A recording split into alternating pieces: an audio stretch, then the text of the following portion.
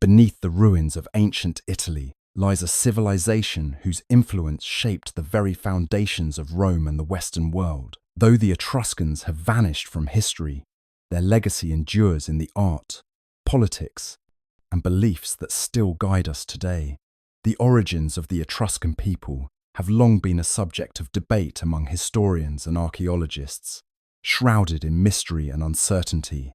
Their civilization, which flourished in central Italy from the 8th to the 3rd century BCE, remains one of the most intriguing in the ancient world. The question of where the Etruscans came from has been a point of contention for centuries, with two primary theories that have shaped the discourse. One posits that the Etruscans were indigenous to the Italian peninsula, evolving from the Neolithic cultures of the region.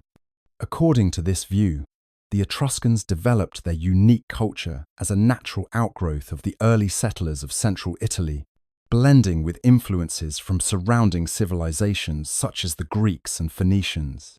On the other hand, the more widely accepted theory suggests that the Etruscans were immigrants who came to Italy from the east, specifically from Anatolia, in what is now modern-day Turkey. This theory is supported by the linguistic evidence of the Etruscan language, which shares striking similarities with ancient languages from the Anatolian region.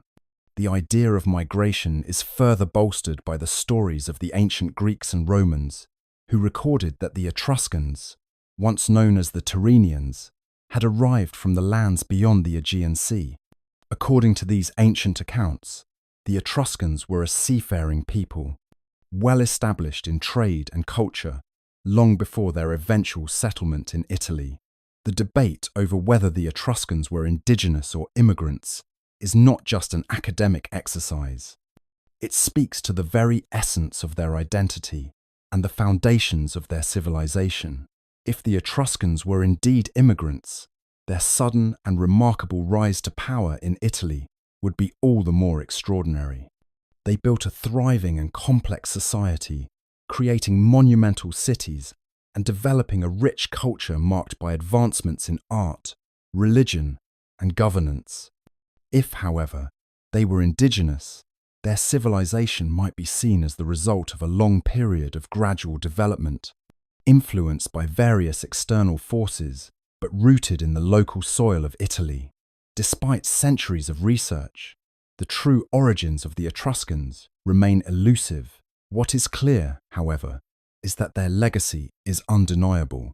The Etruscans left behind an unparalleled artistic heritage, with their tomb paintings, jewelry, and bronze works standing as testament to their skill and creativity.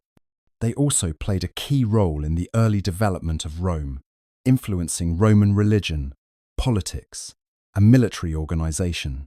While the question of their origins may never be fully answered, the Etruscans' contributions to the ancient world are beyond dispute, marking them as one of history's great, enigmatic civilizations. The land of the Etruscans, known as Etruria, is a region in central Italy that encompasses much of modern-day Tuscany, as well as parts of Umbria and Lazio. This lush and fertile area, nestled between the Apennine Mountains and the Tyrrhenian Sea, played a pivotal role in shaping the Etruscan civilization. Etruria's geography, with its rolling hills, abundant rivers, and proximity to the sea, provided both protection and opportunity, helping the Etruscans build a powerful society that thrived for centuries. Etruria's landscape was a blend of natural resources and strategic positioning. The region's central location in the Italian peninsula gave the Etruscans access to important trade routes, both overland and by sea. The fertile plains, particularly in the Arno and Tiber river valleys, made it ideal for agriculture, and the Etruscans became skilled farmers, cultivating grains, olives and grapes, which not only fed their growing cities, but also supported their vibrant trade networks. The mountains surrounding their settlements offered valuable minerals, such as iron, copper, and tin, which the Etruscans used for crafting tools, weapons, and luxury goods. These resources were central to their economic prosperity, contributing to the Etruscans' ability to trade with other ancient civilizations, including the Greeks and Phoenicians. The coastal regions of Etruria, with their access to the Tyrrhenian Sea, allowed the Etruscans to develop a strong naval presence. Etruscan ships, which were renowned for their speed and design, sailed to distant shores, establishing commercial links and even military dominance in the Mediterranean. The sea provided not only a means of trade, but also a route for cultural exchange. Through these maritime connections, the Etruscans absorbed and influenced other cultures, particularly the Greeks, whose art, mythology, and religious practices left a lasting mark on Etruscan society. The physical environment also had a profound impact on the way Etruscans organized their cities and society. The Etruscan settlements were often located on hilltops, taking advantage of natural fortifications that offered both defense and control over the surrounding countryside. The cities were organized in a way that reflected their strong sense of community, with large public spaces dedicated to religious and civic life. The role of religion was central to Etruscan culture, and their temples, with their distinctive architecture, were often located in prominent positions within their cities, symbolizing the connection between the divine and the landscape. In this way, Etruria's geography was not merely a backdrop for the Etruscan civilization, it was integral to the development of their society. The hills, rivers, and sea shaped the Etruscans' economy, culture, and military, enabling them to establish a thriving and influential civilization that left an indelible mark on the history of Italy. The Etruscan language remains one of the most enigmatic aspects of this ancient civilization. Unlike Latin or Greek, both of which have influenced modern languages, Etruscan was a language isolate, with no known relation to any other ancient or modern language. This linguistic mystery has fascinated scholars for centuries, as the Etruscan language is neither Indo-European nor Semitic, and its origins are still debated. The language was used by the Etruscans for a variety of purposes, from religious rituals to everyday transactions, but its full understanding has remained elusive. Etruscan was primarily written using an alphabet derived from the Greek alphabet, but it was adapted to fit the peculiarities of the Etruscan language. This writing system was used for inscriptions found on tombs, religious artifacts, and even in the form of decrees and legal documents. These inscriptions, many of which have been discovered across Italy and in Etruscan colonies, serve as the primary evidence of the Etruscan language. They are often brief, consisting of short sentences or phrases, which has made decoding the language particularly challenging. Despite their frequency, the inscriptions do not provide enough context to easily decipher the full meaning of many words or sentences. Attempts to understand the Etruscan language have been ongoing since the first inscriptions were discovered. Scholars have tried various methods to decode the language, including comparing it to other ancient languages, such as Greek and Latin, and looking for patterns in the texts. One of the most significant breakthroughs in this area came with the discovery of the Sippus of Perugia, a stone tablet that included both Etruscan and Latin inscriptions. This bilingual inscription provided an invaluable opportunity for comparison and was instrumental in advancing knowledge of the Etruscan alphabet and its structure. However, despite these efforts, many aspects of the language remain incomprehensible, especially in terms of its grammar and syntax. The limited number of surviving Etruscan texts has also hindered a complete understanding of the language. Most of what we know about Etruscan comes from inscriptions on tombs and funerary monuments, where the focus was often on names and titles, rather than complete sentences or narrative structures. Additionally, the majority of the Etruscan texts are religious in nature, making them highly specialized and difficult to interpret.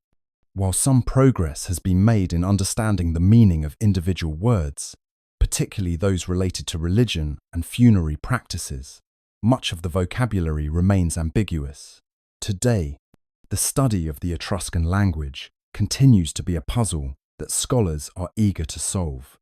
New discoveries of inscriptions and texts offer hope that further clues will emerge, but the language's unique characteristics and limited surviving material make it an ongoing challenge. As researchers delve deeper into the ancient texts and uncover more artifacts, the mystery of the Etruscan language remains one of the most intriguing and elusive puzzles of the ancient world. The earliest Etruscan settlements began to take shape around the 9th century BCE in the central Italian region of Etruria, corresponding to modern-day Tuscany, parts of Umbria, and Lazio. These settlements were strategically located in the fertile plains and hills of the region, with access to rivers that facilitated trade and communication. The landscape played a crucial role in shaping the growth of these settlements, as the Etruscans utilized the natural resources of the land for agriculture, mining, and craftsmanship. The proximity to the Mediterranean Sea also provided access to maritime trade routes, connecting the Etruscans with the broader ancient world. At first, Etruscan settlements were modest in scale, composed of small villages surrounded by agricultural land. The earliest known Etruscan towns were often situated on hilltops, offering natural fortifications that protected the inhabitants from potential invaders.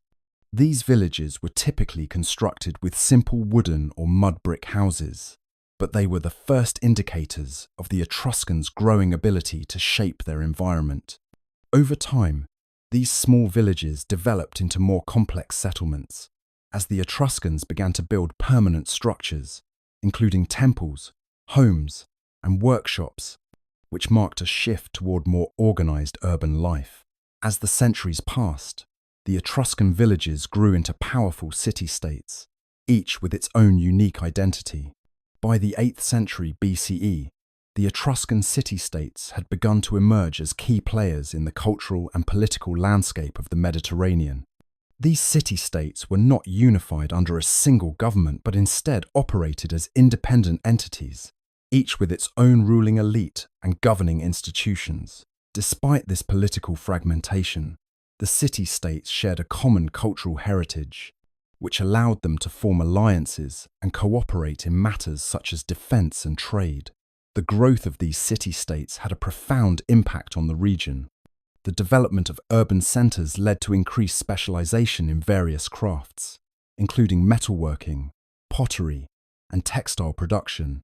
The Etruscans became skilled artisans, and their products were highly sought after, both within their own city-states and in the wider Mediterranean world.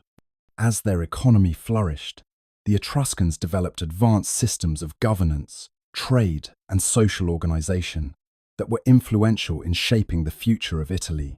Etruscan city-states, such as Tarquinia, Veii, and Cerveteri, became hubs of cultural and economic activity, attracting settlers, traders, and artisans from far and wide. These cities boasted impressive public buildings, including temples, marketplaces, and grand tombs that reflected the wealth and power of their rulers. They also constructed elaborate systems of roads, aqueducts, and defensive walls, demonstrating their capacity for urban planning and infrastructure development. The Etruscans' mastery of engineering and architecture set them apart from other ancient civilizations and left a lasting mark on the development of Italy. The rise of the Etruscan city-states was a turning point in the region's history, as it marked the shift from small, rural settlements to powerful urban centers that played a pivotal role in the Mediterranean world. The city-states' cultural, political, and economic influence extended beyond the borders of Etruria, and their legacy can still be seen in the ruins of their cities and the artifacts they left behind. The social structure of Etruscan civilization was complex and hierarchical, reflecting a society that placed great emphasis on both religious and political power. At the top of this structure stood the kings, or Lucomones, who held absolute authority within their city-states. These rulers were often seen as divine representatives, believed to possess both secular and spiritual powers. Their role was not only to govern, but also to maintain the favor of the gods, which was seen as essential for the prosperity and security of the city. The Leucomones were typically chosen from the aristocracy, but their reign was not hereditary in the strictest sense. They were often elected by a council of elites and sometimes served for a limited term, ensuring that power was distributed among the ruling class rather than consolidated in one individual. Beneath the kings were the priests, who played a vital role in Etruscan society. Religion was deeply woven into every aspect of daily life, and the priests were the custodians of the sacred rituals that ensured the harmony between humans and the divine. They interpreted omens, performed sacrifices, and conducted ceremonies that were believed to protect the community and ensure the gods' favor. The Etruscan priests were highly respected and held significant power, as their influence extended into politics and military affairs. Their ability to communicate with the gods through rituals and augury made them indispensable to the functioning of the city-state. The aristocrats, or nobiles, formed the next tier of Etruscan society. This class was made up of wealthy landowners, military leaders, and influential families who held both political and economic power. The aristocracy was responsible for many aspects of governance, often serving as advisors to the king and providing soldiers for the city's defense. They also controlled the agricultural production and trade that fueled the economy. The wealth and influence of the aristocrats were largely derived from their control over land, which they used to produce goods for both local consumption and export. This made them central figures in the social and economic structure of Etruscan city-states. Below the aristocracy was a class of skilled workers, merchants, and farmers.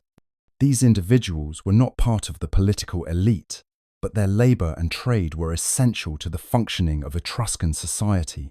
The Etruscans were known for their craftsmanship, particularly in metalworking and pottery, and the goods they produced were highly valued both locally and abroad. While not as privileged as the aristocrats, these artisans and merchants enjoyed a relatively high status, as their work was indispensable to the economy. Farmers, too, played a crucial role in society, as their agricultural output sustained the population. However, they had less social mobility and were generally considered lower in status compared to the artisans and merchants. At the bottom of the social hierarchy were slaves, who were often captured in war or acquired through trade. They worked in households, on farms, or in the workshops of their masters, and while they were considered property, their lives were deeply intertwined with the functioning of Etruscan society. Slaves had few legal rights, and their social mobility was nearly non-existent. However, there are some accounts that suggest slaves could be integrated into Etruscan society through manumission or by achieving some form of distinction.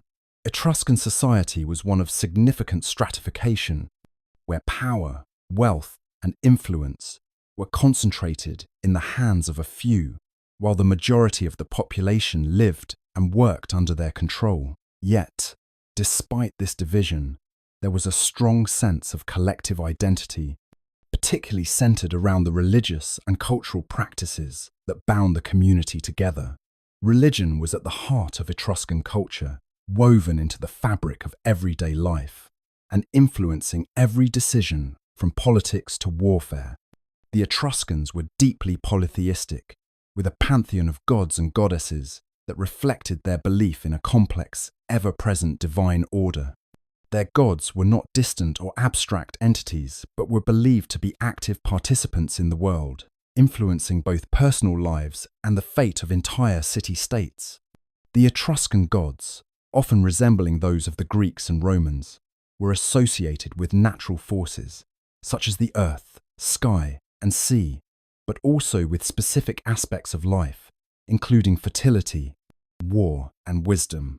Among the most important deities were Tinia, the king of the gods, equivalent to Jupiter in Roman mythology, and Uni, his consort, who ruled over marriage and fertility. Menreva, the goddess of wisdom and war, and Sel, the god of the underworld, were also revered, each representing key forces that balanced the cosmos. The Etruscans believed that maintaining harmony with these gods was essential for the prosperity of their communities. Religious practices were not confined to temples or sacred spaces, but were integrated into all aspects of public and private life. Rituals, often performed in the open or at sacred sites, were carefully orchestrated events designed to please the gods and ensure their favor. Priests and priestesses, who were experts in the sacred rites, led these ceremonies. However, the role of the augurs priests, who specialized in interpreting omens, was perhaps the most significant in the Etruscan religious world. Augury was central to Etruscan religion, and it was believed that the gods spoke through signs found in nature. The flight patterns of birds, the behavior of sacred animals, and even the intestines of sacrificed animals were closely studied for messages from the divine. Omens were an integral part of daily life, guiding decisions on everything from when to plant crops to when to go to war. Etruscan leaders, including kings and generals, often consulted augurs before making important decisions, believing that the god's will would be revealed through these signs. The interpretation of omens required great skill and knowledge, and augurs were highly respected, often seen as the link between the human and divine realms. The act of divining through augury, along with the reading of lightning strikes and other natural phenomena, was an art that required both intuition and formal training. Alongside these practices, sacrifices played a critical role in Etruscan religious observance. These rituals were intended to appease the gods and ensure their continued favor. Animal sacrifices, particularly of sheep, pigs, and bulls, were common, with the blood and entrails being examined for divine messages. Public festivals, too, were held in honor of various deities, where communities would gather to offer gifts, sing hymns, and perform dances in celebration. These festivals not only reinforced the bonds of the community, but also served as a way of renewing the social and spiritual order, ensuring that the gods remained pleased and the land remained fertile. Etruscan religious practices were not just about appeasing the gods, but about establishing a reciprocal relationship with them, one that required continuous attention to signs, rituals, and the natural world. Through these practices, the Etruscans maintained a sense of control over their fate, believing that the divine and human worlds were intricately linked, each influencing the other in an endless cycle of interaction. Etruscan art, rich in both form and symbolism, reflected the complex and vibrant nature of their civilization. It was a means through which the Etruscans communicated their beliefs, their understanding of the world, and their connection to both the divine and the natural. The artistry of the Etruscans was diverse, spanning from delicate pottery to grand sculptures and intricate frescoes, all of which were deeply intertwined with their cultural identity. Etruscan pottery was particularly notable for its vivid imagery and meticulous craftsmanship. The most famous pieces, often decorated with scenes of daily life, mythology, and religious rituals, were typically crafted in fine, red figure styles similar to those of their Greek counterparts. Yet, the Etruscans put their own distinctive spin on these forms, incorporating more dynamic and expressive elements into their works. Pottery was not merely utilitarian, but an art form that carried significant cultural and spiritual meaning, often used as a vehicle for communication with the divine. Vessels, such as the elegant, large cinerary urns, depicted scenes from the afterlife, emphasizing the importance of death and the belief in an existence beyond the grave. These urns, which were sometimes crafted in the shape of human figures, showed the Etruscan focus on the continuity of life and the role of the afterlife. Sculpture was another art form that showcased the Etruscan skill and creativity. With bronze being the primary medium, the Etruscans were masters of bronze casting, using the lost wax technique to create detailed and expressive works. Bronzes such as the famous Chimera of Arezzo revealed the technical precision of their craftsmanship. These works were often not just decorative but also symbolic, illustrating the Etruscan belief in the gods and their reverence for nature. Statues of gods, heroes, and animals, especially the many bronze candelabras and mirrors, reflect an intimate connection between artistry and the divine. The representation of human figures in Etruscan art, particularly those found in tombs and temples, tended to emphasize movement and emotion, creating a sense of life and vitality that was intended to endure beyond death. Frescoes, another important aspect of Etruscan art, often adorned the walls of tombs and temples, creating vibrant and lasting records of the culture. These frescoes depicted scenes of feasting, dancing, and rituals, frequently celebrating the joys of life and the importance of social and religious gatherings. The famed tombs in Tarquinia and Cerveteri provide excellent examples, where the walls are covered with vivid depictions of banquets, music, and athletic contests. Such scenes not only illustrated the Etruscan fondness for life's pleasures, but also reinforced the idea of an afterlife, where these pleasures would continue, allowing the deceased to take part in them forever. The frescoes were characterized by bold, fluid lines and vivid color schemes, showcasing an aesthetic that combined both Greek influences and native Etruscan elements, creating a style uniquely their own.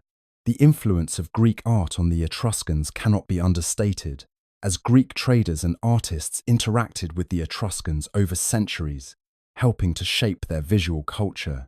However, while Greek art provided the foundation, the Etruscans developed a style that was deeply personal and distinct. They took inspiration from Greek mythology, but they reinterpreted it through their own cultural lens, focusing more on the physicality and dynamism of the figures and placing a greater emphasis on the role of women in their art, which contrasted with the Greek approach. The Etruscans' art was not just decorative, it was symbolic, functional, and religious, meant to convey deeper meanings and preserve cultural and spiritual practices for both the living and the dead. Through their art, the Etruscans created an enduring legacy that continues to captivate and inform our understanding of their world. The rise of Etruscan city-states marked a defining period in the history of the Etruscan civilization, with powerful cities emerging as dominant political, economic, and cultural hubs. The Etruscan League, a loose confederation of these city-states, united through shared religious practices and a common cultural heritage, but each city maintained its own distinct identity, with individual rulers and political structures. Among the most notable of these city-states were Tarquinia, Veii, and Cerveteri, each contributing significantly to the Etruscan legacy. Tarquinia, one of the earliest and most influential Etruscan city-states, rose to prominence during the 6th century BCE. It was known for its wealth, military strength, and cultural achievements, and played a pivotal role in shaping the Etruscan civilization. Tarquinia's most enduring legacy is its monumental necropolis, where elaborate tombs were constructed to house the city's elite. These tombs, with their elaborate frescoes and rich offerings, are a testament to the city's power and sophistication. The city's political system was likely led by a king or ruler, though the structure of governance may have been complex, with powerful aristocratic families influencing decisions. Veii, located to the north of Rome, was another significant city-state. Its rise as a military and economic powerhouse challenged the surrounding Etruscan cities and neighbouring territories. Veii was renowned for its fortified walls and strategic location, making it a formidable force in both trade and warfare. It became a fierce rival to Rome, and its eventual fall to the Romans in 396 BCE marked the beginning of the end for Etruscan dominance in the region. The defeat of Veii had profound consequences, signalling the shift of power in central Italy and the decline of the Etruscan influence in the face of Roman expansion. Cerveteri, formerly known as Caere, was one of the wealthiest Etruscan city-states, with a thriving trade network that stretched across the Mediterranean. The city's location near the coast allowed it to capitalize on maritime trade, linking the Etruscans to Greek and Phoenician merchants. Svetari was renowned for its rich tombs, particularly those at the Banditacia necropolis, where large, monumental burial mounds were used to enter the city's elite. Like Tarquinia, Svetari's tombs were adorned with exquisite frescoes and grave goods, reflecting its prosperity and the central role of religion in Etruscan life. The political dynamics between these city-states were shaped by a mix of rivalry, cooperation, and strategic alliances. While the Etruscan League facilitated cooperation on religious matters, the individual cities often found themselves in competition for dominance. Military conflicts between Veii and Rome, for example, were common, as the Etruscans sought to preserve their autonomy in the face of external threats. Tarquinia, with its long-standing influence, often played the role of a mediator between other cities, using its wealth and power to broker deals and alliances. Despite the occasional cooperation, the political landscape of Etruria was frequently marked by tension and conflict, with shifting alliances and territorial disputes shaping the history of the city-states. The rivalry between Tarquinia, Veii, and Svetari exemplified the competitive nature of the Etruscan world, where power and influence were constantly in flux.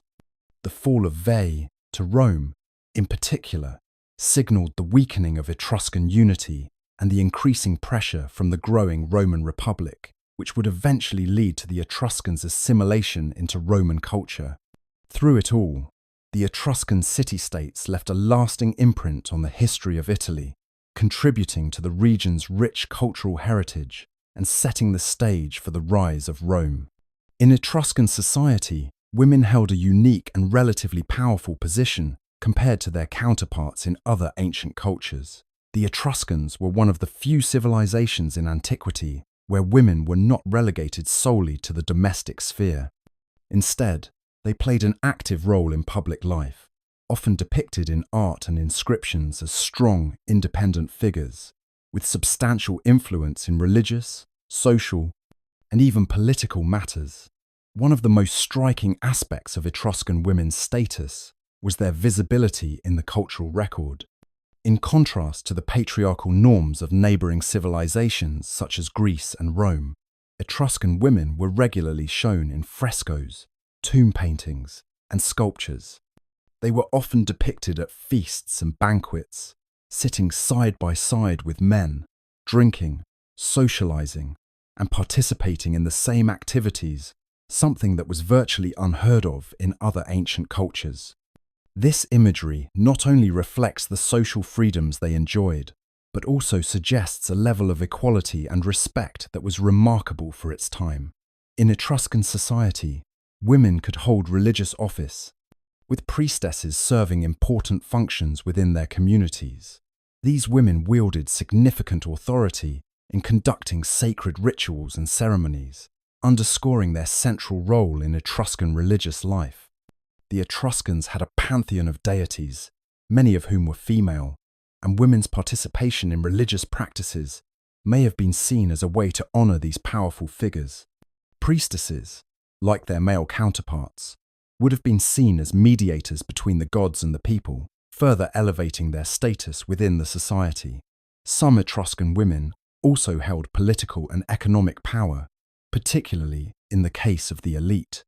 While most of the political structures in Etruscan city-states were male-dominated, the Etruscan elite were more likely than any other ancient people to have powerful women involved in decision-making. Some women were even known to act as regents, ruling in their husbands' or male relatives' stead. This role, though not as common, demonstrates the extent to which women could exercise authority, especially in times of crisis.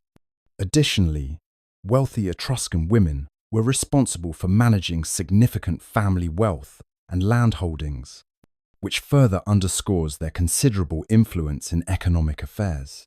Marriage in Etruscan society was often portrayed as a partnership between equals. Women had the right to inherit property, and dowries were seen as a way to ensure their financial security. Inscriptions on tombs suggest that women could bequeath property to their children or other family members, granting them agency in matters of legacy. This ability to control their wealth and property was a rare privilege in the ancient world. Though Etruscan women were not entirely free from social constraints, they enjoyed a level of autonomy and respect not typically found in other ancient cultures.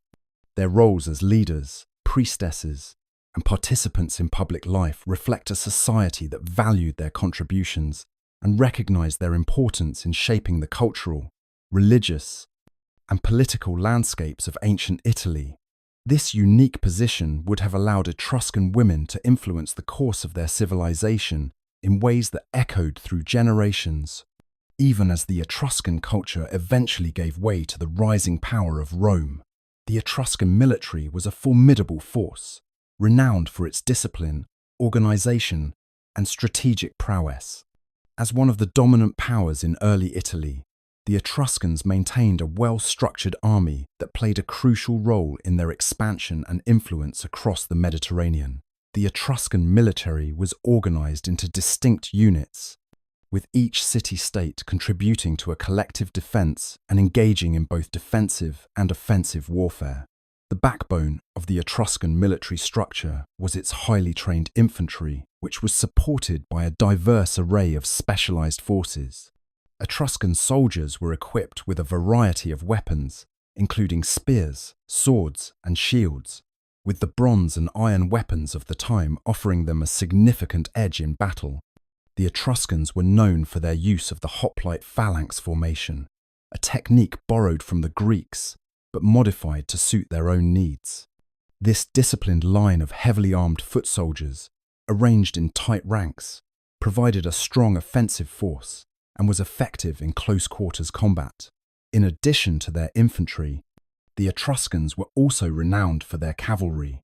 They utilized highly skilled horsemen, who were often equipped with spears and light armor, to harass and outmaneuver enemy forces. The cavalry played a key role in the Etruscan military's success, enabling them to strike swiftly and retreat before the enemy could retaliate. The Etruscans also employed chariots, which were an essential part of their warfare tactics. These chariots were used for both reconnaissance and direct combat, with chariot drivers and their attendants playing pivotal roles in the battlefield. Etruscan generals and military leaders were held in high regard, and their leadership was a key factor in their military dominance. The Etruscans placed great emphasis on the role of their commanders, who were often selected based on their experience and skill in warfare. Military strategy was highly valued, and commanders would frequently employ a combination of tactics, including ambushes, feigned retreats, and surprise attacks, to outsmart their enemies. The Etruscans were particularly adept at siege warfare, utilizing advanced techniques to breach enemy fortifications. Their use of siege towers, battering rams, and other mechanical devices made them a formidable force during long campaigns. One of the reasons for the Etruscans' military dominance in early Italy was their ability to form alliances with neighboring tribes and cities. These alliances, often through mutual military aid or strategic marriages, helped expand the Etruscan sphere of influence. The Etruscans were also skilled at integrating conquered peoples into their military, drawing on local expertise to supplement their own forces. This expansionist approach enabled the Etruscans to establish a wide-reaching influence over central and northern Italy, with their military prowess playing a major role in their cultural and economic prosperity. Despite their early successes, the Etruscan military eventually faced challenges from the rising power of Rome. Over time, the Romans adopted and adapted many of the Etruscan military tactics, eventually surpassing their predecessors in both strategy and military organization. However, the Etruscan army's legacy continued to shape the military traditions of ancient Italy, laying the groundwork for the future dominance of Rome. The Etruscan monarchy played a significant role in shaping the political landscape of ancient Italy, particularly during the early period of Etruscan civilization. The kings, or Lucomones, were the central figures in Etruscan society, wielding both political and religious power. They governed with the help of aristocratic councils, which often advised on matters of law, war, and religion, but it was ultimately the king's authority that shaped the decisions of the state. Unlike many other ancient monarchies, the Etruscan kings did not rule by divine right alone. They were expected to be skilled military leaders, wise in governance, and capable of managing the complex relationships between the city-states within the Etruscan League. The role of the Etruscan kings was multifaceted, serving not only as rulers but as mediators of the divine. They were seen as intermediaries between the gods and the people, overseeing religious ceremonies, interpreting omens, and maintaining the sacred traditions that were at the heart of Etruscan life. The king was often depicted in religious contexts, performing rituals and offering sacrifices to ensure the prosperity of the state.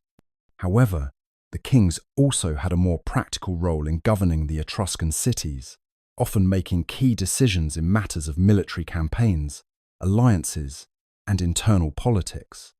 Their influence extended beyond the city-state they governed, as they frequently engaged in diplomacy with neighboring regions and powers, such as the Greeks, Carthaginians, and early Romans.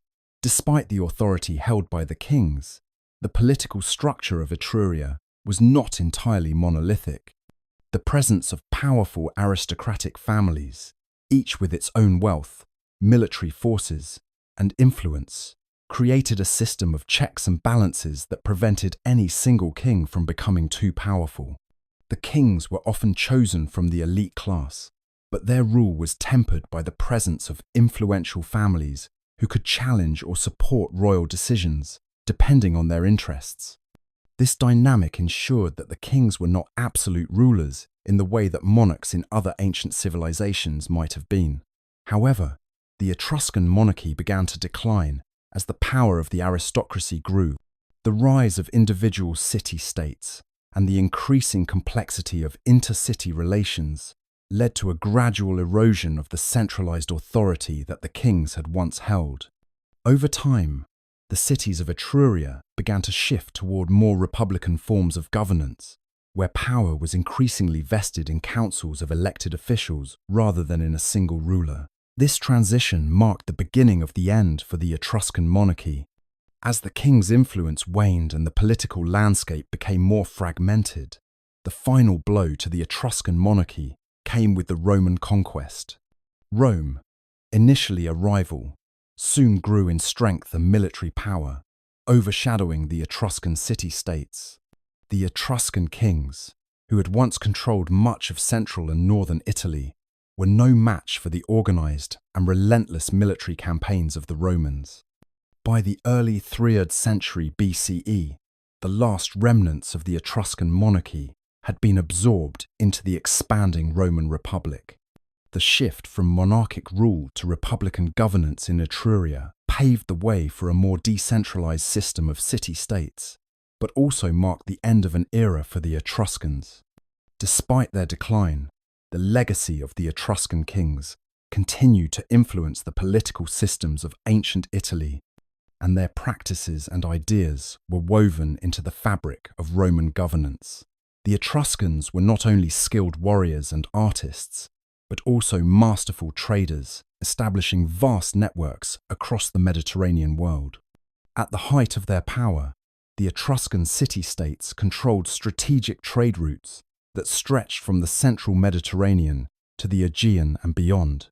Positioned in the heart of Italy, between the Italian peninsula and the Mediterranean, they were ideally located to serve as intermediaries between various ancient civilizations. Their dominance in maritime trade allowed them to act as a conduit for goods, culture, and ideas between the East and the West, connecting them with the Phoenicians, Greeks, and other Mediterranean peoples. The Etruscans' maritime prowess was central to their success as traders. They built powerful fleets, enabling them to engage in extensive commercial activities across the seas. Through their well-established ports, such as the one at Pyrgi near Cerveteri, the Etruscans traded precious metals, luxury goods, and pottery.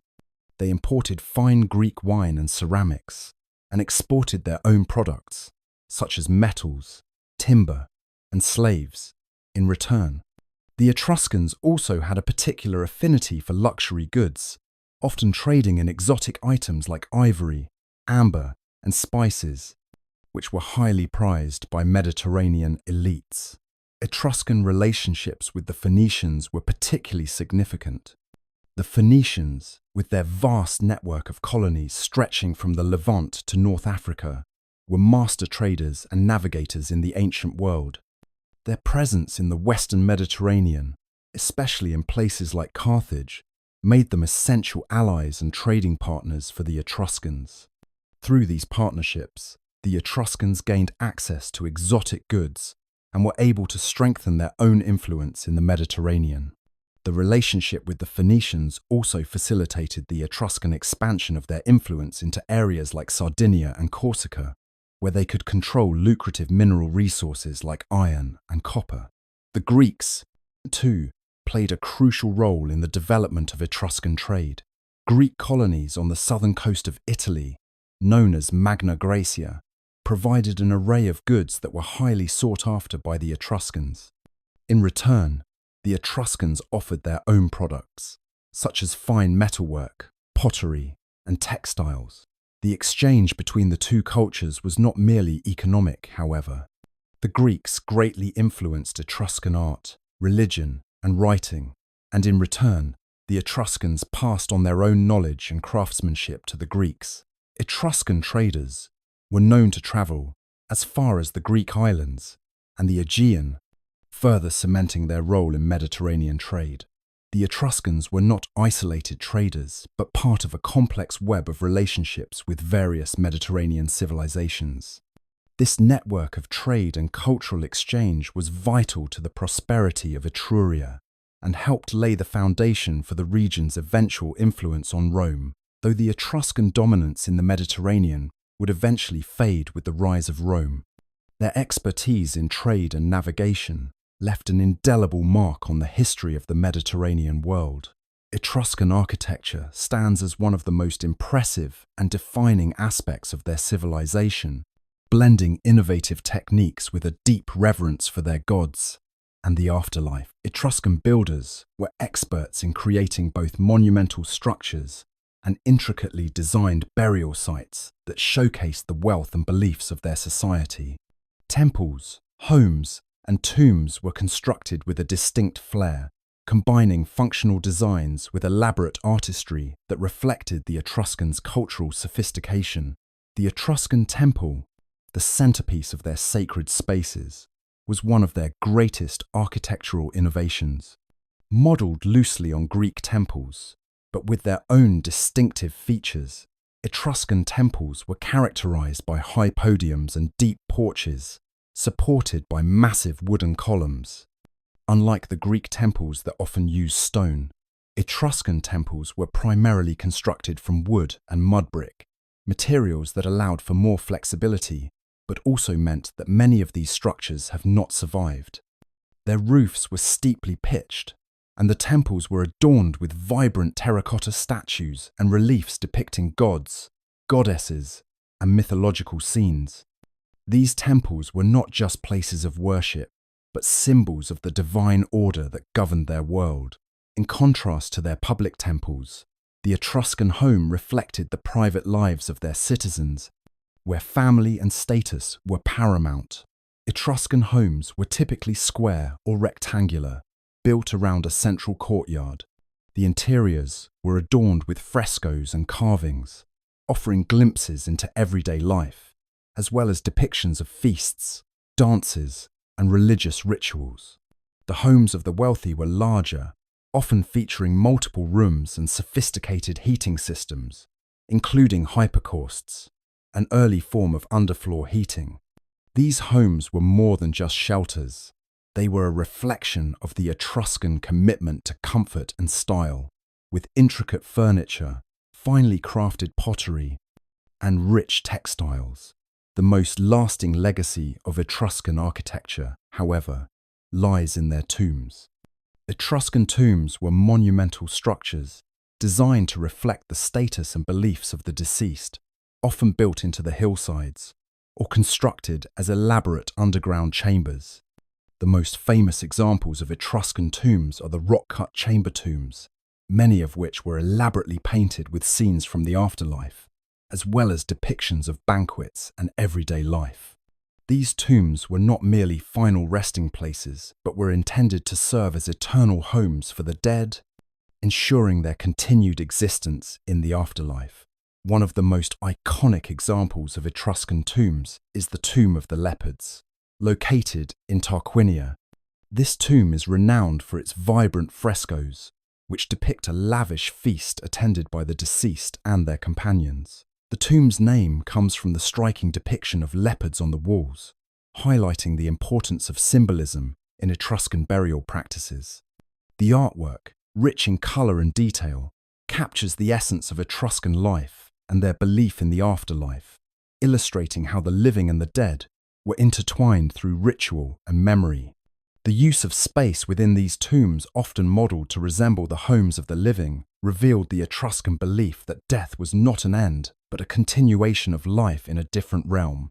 Etruscan architecture, from their temples to their tombs, thus served not only as a reflection of their engineering prowess, but as a window into their spiritual and cultural values. Through their monumental structures and artistic creations, the Etruscans left behind a legacy that continues to inspire awe, revealing the complexity and richness of their civilization long after their political power faded. Festivals and funerary rites were integral to the Etruscan worldview, weaving together their religious, social, and cultural practices. These events were not mere rituals, but opportunities to connect with the divine, celebrate life, and prepare for the afterlife. Through grand feasts, ceremonies, and sacred observances, the Etruscans reinforced their beliefs in fate, the gods, and the continuation of existence beyond death. One of the most notable aspects of Etruscan life was their deep reverence for the afterlife. This belief shaped many of their funerary practices, with the most elaborate rituals reserved for the wealthy elite. Funerary banquets were a key component of these practices, symbolizing the continuity between life and death. It was believed that the dead would require sustenance, comfort, and company as they transitioned to the next world. The funerary banquet, often depicted in frescoes within tombs, was a lavish affair where relatives, friends, and attendants would gather in honor of the deceased.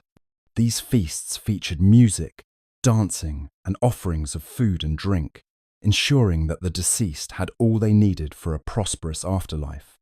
The scenes of such banquets found in tombs like the Tomb of the Leopards at Tarquinia reflect the importance of these rituals and the belief that the dead could continue to partake in life's pleasures through the offerings of their loved ones. Festivals played an equally significant role in Etruscan society, particularly in relation to the gods and the cycles of nature. These festivals were often tied to agricultural cycles, honoring deities associated with fertility, harvest, and the earth. The Etruscans, like many ancient civilizations, viewed the gods as active participants in their lives, intervening in both personal and communal matters. Rituals and offerings were made to ensure divine favor and maintain the balance between humans and the divine forces. These celebrations were marked by public feasts, sacrifices, and the sharing of food, which symbolized the bounty bestowed by the gods.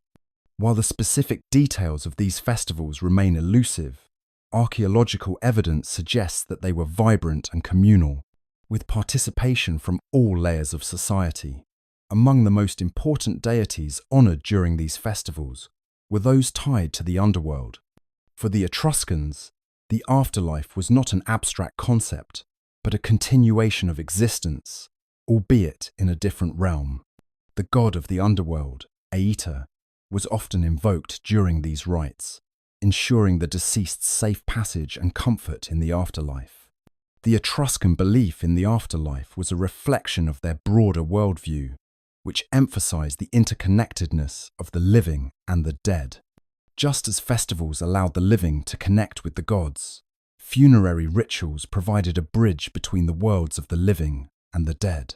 Etruscan funerary rituals, particularly those involving banquets, were an expression of love, respect, and a belief in the eternal connection between the living and the deceased. These rites were more than just practices to ensure a successful afterlife. They were an affirmation of the continuity of life itself. Through these celebrations, the Etruscans honored their ancestors and sought to maintain harmony with the divine forces that governed both the living world and the afterlife. In this way, their festivals and funerary rites were a testament to their belief in the cyclical nature of existence, where life and death were but two stages in an endless divine journey. The Etruscan pantheon played a significant role in shaping Roman mythology, leaving an indelible mark on the religious practices of ancient Rome. The Etruscans, whose culture flourished in central Italy before Rome's dominance, had a complex and well-defined set of deities that represented various aspects of life, nature, and the cosmos. Their influence on Rome's religious framework is seen in the adoption of gods, rituals, and religious practices that laid the foundation for Roman spirituality. Among the major Etruscan gods were Tinia, the king of the gods, whose power was akin to that of Jupiter in Roman mythology. Tinia, often depicted as a regal figure wielding thunderbolts, was the supreme deity of the Etruscan pantheon, governing both the heavens and the earth. His role as the ruler of gods and men was inherited by Jupiter in Roman belief, solidifying the connection between the two cultures. Another important figure was Uni, the Etruscan goddess of marriage and fertility, who had parallels in Roman mythology with Juno. Just as Uni was revered as a protector of women, the Roman Juno took on similar responsibilities, becoming the guardian of women, marriage, and childbirth. The influence of Etruscan gods on Roman religion extended beyond just deities. The Etruscans also introduced the concept of the divine triad, a trio of gods that formed the core of the pantheon. The most notable of these was Tinia, Uni, and Menva, the latter being a goddess of wisdom and strategy. In Rome, this triad was reflected in the formation of the Capitoline triad, Jupiter, Juno, and Minerva, further evidence of the Etruscan influence on Roman religious practices. This shift was not just a matter of borrowed names, but a transfer of the religious significance attached to these figures. Roman temples dedicated to these gods, such as the Temple of Jupiter, Optimus Maximus, mirrored the Etruscan tradition of constructing grand, imposing temples to honor their deities. In addition to deities, Etruscan rituals also had a profound impact on Roman religious ceremonies. The practice of augury, or interpreting omens from the flight of birds, was a key element of Etruscan religion. The Etruscans believed that the gods communicated their will through natural signs, and the interpretation of these omens was essential for maintaining harmony between the divine and human realms. This practice was adopted by the Romans, who made it an integral part of their religious and political life.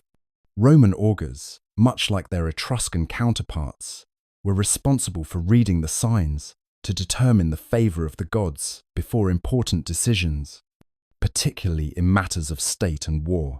The Etruscan practice of haruspicy, which involved the examination of entrails of sacrificed animals to divine the god's will, also left its mark on Rome. While the Romans modified this practice over time, the basis of haruspicy, interpreting divine signs through animal sacrifice, was distinctly Etruscan. This practice became so central to Roman religion that it was institutionalized in Rome's public rituals and ceremonies. Thus, the Etruscan gods and their religious practices laid the groundwork for many aspects of Roman mythology and ritual. The gods themselves, alongside the structures of Roman religious life, reflected the deep influence of Etruscan spirituality on the growing Roman state. Over time, as Rome expanded and absorbed neighboring cultures, These Etruscan religious elements were woven into the broader tapestry of Roman belief, ensuring the continuity of divine governance, omens, and the sacred connection between gods and men. The early relationship between the Etruscans and Rome was one of both conflict and collaboration, deeply influencing the foundations of Roman civilization. In the centuries before Rome expanded its dominion over Italy, the Etruscans, whose cities sprawled across central Italy, were a formidable power. They had long been a significant cultural and military presence, and their influence on Rome's early development was profound. The Etruscans were not merely neighbours to the fledgling Roman state. They were one of its most significant early models, providing essential lessons in governance, military structure, and urban development. Rome's initial encounters with the Etruscans were marked by the Etruscans' dominance in the region. However, as Rome emerged from its early years of struggle and internal conflict, the Etruscans would become key players in Rome's rise to power. This relationship reached its apex during the period when the city of Rome was ruled by a series of Etruscan kings. Beginning in the late 6th century BCE, Rome came under the control of the Tarquin dynasty, one of the most powerful Etruscan families, with the kingship passing from one ruler to another. The reign of these kings was instrumental in shaping Rome's political and cultural institutions. Under the Etruscan kings, Rome experienced significant growth and transformation. The Etruscans brought with them advanced engineering techniques, including the construction of monumental buildings and the development of Roman roads and sewers, which would lay the groundwork for Rome's later expansion. The Cloaca Maxima, the great sewer system built under the reign of the Etruscan king Tarquin the Proud, is one of the earliest examples of Roman engineering, demonstrating the Etruscans' lasting impact on the city's infrastructure. The Tarquin kings also established the practice of building grand temples to honor the gods, setting the stage for Rome's later religious architecture. While the Etruscan kings were instrumental in shaping early Rome, their influence was not without tension. The monarchy itself, although initially strengthening Rome, ultimately became the source of discontent.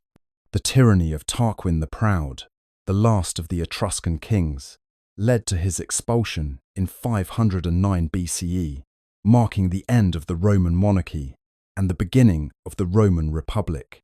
Despite the overthrow of the Etruscan kings, the cultural and institutional influences they left behind were enduring. The Roman Senate, an institution central to the Republic, had its roots in the Etruscan aristocratic councils, and the Roman religious practices and customs were heavily influenced by Etruscan ritual and augury.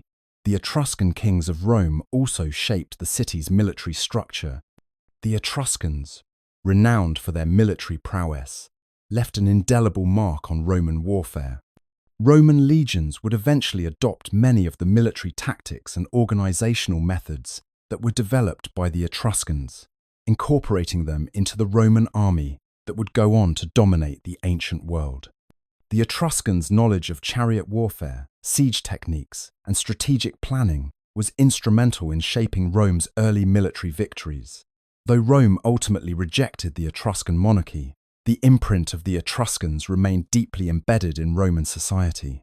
The cultural, political, and military contributions of the Etruscan kings were foundational to the rise of the Roman Republic and later the Roman Empire. Even after the Etruscan kings were expelled, their legacy lived on in Rome's infrastructure, military organization, and religious practices, all of which would be passed down through the ages as Rome expanded its influence across the Mediterranean world. The early relationship between the Etruscans and Rome, marked by both collaboration and conflict, forged a bond that helped shape the destiny of one of history's greatest civilizations. The decline of the Etruscan civilization was a complex process, shaped by both internal struggles and external threats. While the Etruscans had once been a dominant power in Italy, their civilization began to unravel as political fragmentation, economic troubles, and military defeats took their toll. Internally, The Etruscan cities, which had once been united under a loose confederation, began to splinter. The decentralized nature of Etruscan society, where each city-state operated with a degree of autonomy, made it difficult to mount a unified defense or response to the growing threats that loomed on the horizon. Rivalries between the city-states, combined with the lack of a central authority, weakened their ability to confront external forces effectively. The political fragmentation within Etruria led to a lack of cohesion in decision-making, and as individual cities focused more on their own interests, they became increasingly vulnerable to outside pressures. Furthermore, the social structure, with its entrenched aristocracy, created a growing divide between the elite and the common people. This inequality stoked internal unrest, as many felt excluded from the wealth and power that were concentrated in the hands of a few noble families. The failure to address these social and economic disparities contributed to the weakening of Etruscan society from within. Externally, the Etruscans faced the rising power of the Roman Republic, whose expansionist ambitions began to encroach on Etruscan territories. Rome's military prowess, combined with its strategic location and growing population, made it a formidable force that the Etruscans could not easily defeat. The Romans, initially influenced by Etruscan culture, had learned valuable lessons in governance, warfare, and religion from their neighbours. As Rome expanded, it began to challenge the Etruscans for control of the Italian peninsula. The growing pressure from the Roman Republic was evident in a series of conflicts that unfolded over the course of several centuries. Rome's territorial expansion brought it into direct competition with the Etruscan cities, leading to a series of wars that drained Etruscan resources and further fragmented their society. The Romans, under the leadership of the Senate, adopted a more unified and systematic approach to warfare, which contrasted sharply with the Etruscan city-states' reliance on more traditional, less coordinated methods. This disparity in military organization played a crucial role in Rome's eventual success in overcoming the Etruscans.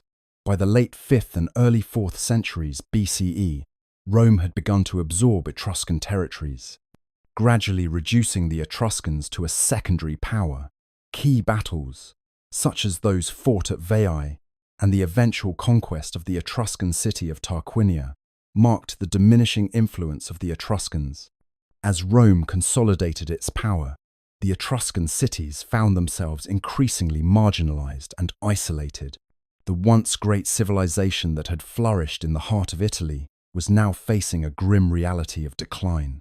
The ultimate fall of the Etruscan civilization did not come through a single decisive event, but through a gradual erosion of power, fueled by internal division and external pressures. While the Etruscans were able to resist Roman domination for some time, their internal struggles and inability to unite against a common foe ultimately led to their subjugation.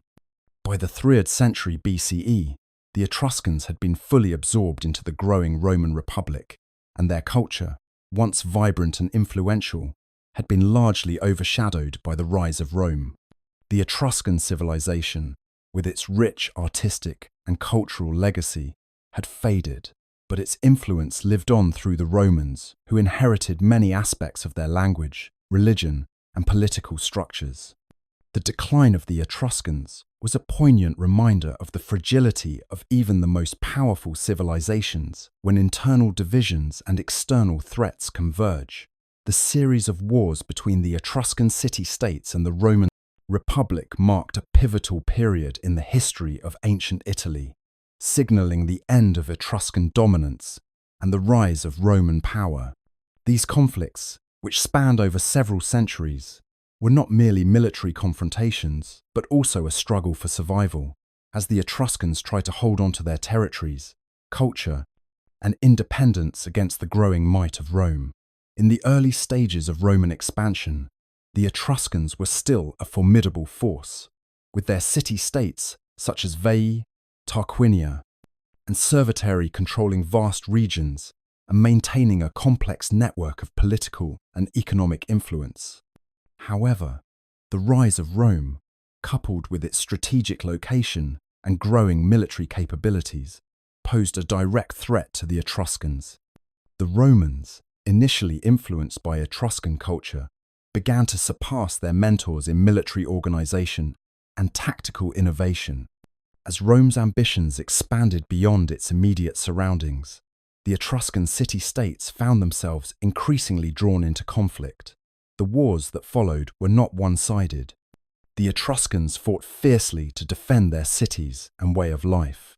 However, the lack of unity among the Etruscan city-states proved to be their greatest weakness. Each city operated as an independent entity with its own interests, often making it difficult to mount a coordinated defense against a common enemy. Rome, by contrast, had developed a more cohesive and systematic approach to warfare. Its ability to unite its forces under a single command, combined with a well-disciplined army, gave it a significant advantage over the fragmented Etruscan resistance. The Roman conquest of Veii in 396 BCE was a decisive moment in the conflict. After a prolonged siege that lasted for nearly 10 years, the Romans finally breached the city's formidable walls, marking the first major Roman victory over an Etruscan city-state. The fall of Veii had far-reaching consequences, as it not only eliminated one of the Etruscans' most powerful allies, but also opened the door for Roman expansion into central Italy.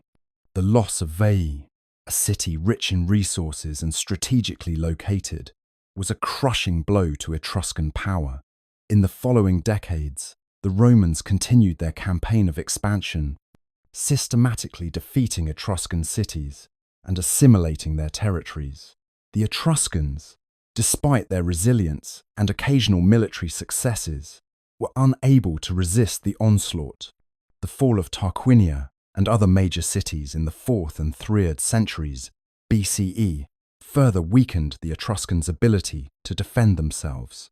By 264 BCE, Rome had effectively subdued the Etruscan heartland, and the once proud civilization had lost its independence.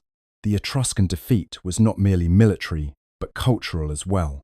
The Romans absorbed many elements of Etruscan society, including religious practices, political structures, and artistic traditions, though they adapted them to fit their own growing empire. Etruscan influence on early Rome is evident in various aspects of Roman life, from the construction of temples to the adoption of augury and religious rituals. However, the Etruscans, as a distinct people, were gradually assimilated into the Roman state, their cities destroyed or repopulated with Roman settlers.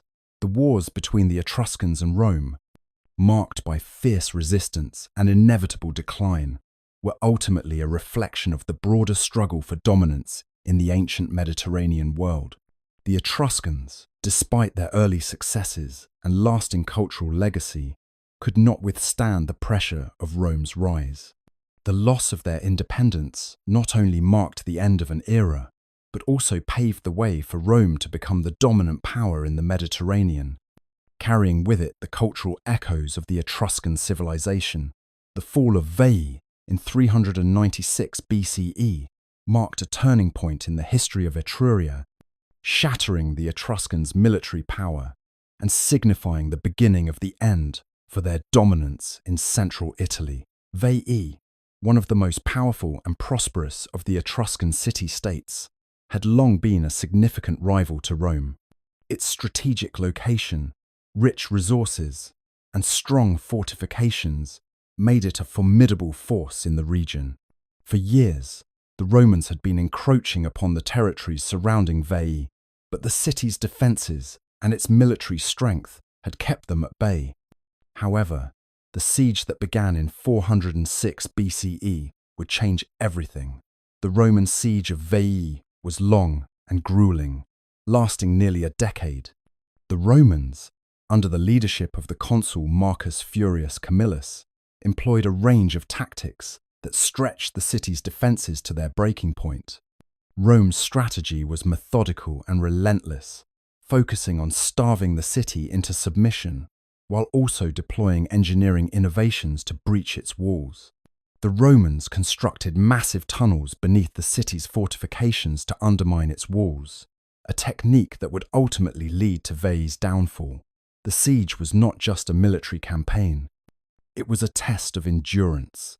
The Etruscans of Veii, though determined, faced mounting internal pressures. The prolonged conflict strained their resources and morale, and despite their fierce resistance, they were unable to break the Roman blockade or defeat the Romans in battle. As the siege wore on, the people of Veii became increasingly isolated. With their supply lines severed and the city's wealth dwindling, the Etruscans were left with no option but to make a final stand. In 396 BCE, after years of persistent siege warfare, the Romans succeeded in breaching Veii's walls. The Romans flooded into the city, overwhelming its defenders. The fall of Veii was catastrophic for the Etruscans, who saw one of their greatest cities reduced to rubble. The loss was not just military but symbolic. Veii had been a key player in the Etruscan League, and its fall left a vacuum of power in the region. For the Romans, it was a stunning victory that would propel them to the forefront of Italian politics. The consequences for the Etruscans were immediate and profound. With the loss of Veii, the Romans expanded their territory and took control of vital agricultural lands and resources, which had once belonged to the Etruscans. The region surrounding Veii, rich in fertile soil, was now at Rome's disposal, greatly enhancing Rome's economic and military strength. The loss of Veii also weakened the Etruscan alliance, as other city-states in the region saw the Roman victory as a sign of Rome's growing power and began to shift their allegiances. The Etruscans, fragmented and divided, found it increasingly difficult to mount a unified resistance against the advancing Roman forces. The fall of Veii was a defining moment for Etruria, marking the loss of a key city and the weakening of their overall influence. The city's destruction by Rome symbolized the beginning of the Etruscan decline, which would continue over the coming decades as Rome expanded its reach across Italy.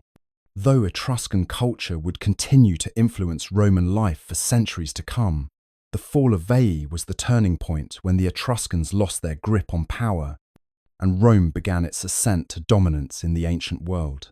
The Etruscan civilization, though ultimately absorbed by the growing power of Rome, left a profound and lasting influence on Roman culture that continued to shape the city's development long after its decline. The Etruscans, with their advanced society and rich traditions, had an undeniable impact on various facets of Roman life, from religion and art to governance. This influence became deeply embedded within the fabric of Roman society, persisting well into the Roman Republic and Empire. Religion was one of the most significant areas where Etruscan traditions were adopted and adapted by the Romans. The Romans inherited many of their deities from the Etruscan pantheon, and the names and functions of gods such as Jupiter, Juno, and Minerva have roots in Etruscan religious practices. The practice of augury, the interpretation of omens through the observation of birds, was another Etruscan tradition that the Romans carried forward. This practice became a cornerstone of Roman religious and political life, with augurs playing an important role in advising Roman leaders on matters of state. The Etruscans' emphasis on interpreting the will of the gods through signs and symbols directly influenced Roman decisions, from military campaigns to the selection of officials. In the realm of art, the Etruscans had a lasting impact on Roman aesthetics.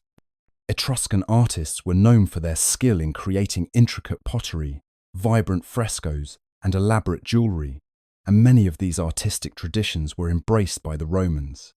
The iconic Etruscan use of vibrant colours and detailed scenes in tomb paintings, particularly those depicting daily life and the afterlife, influenced Roman frescoes.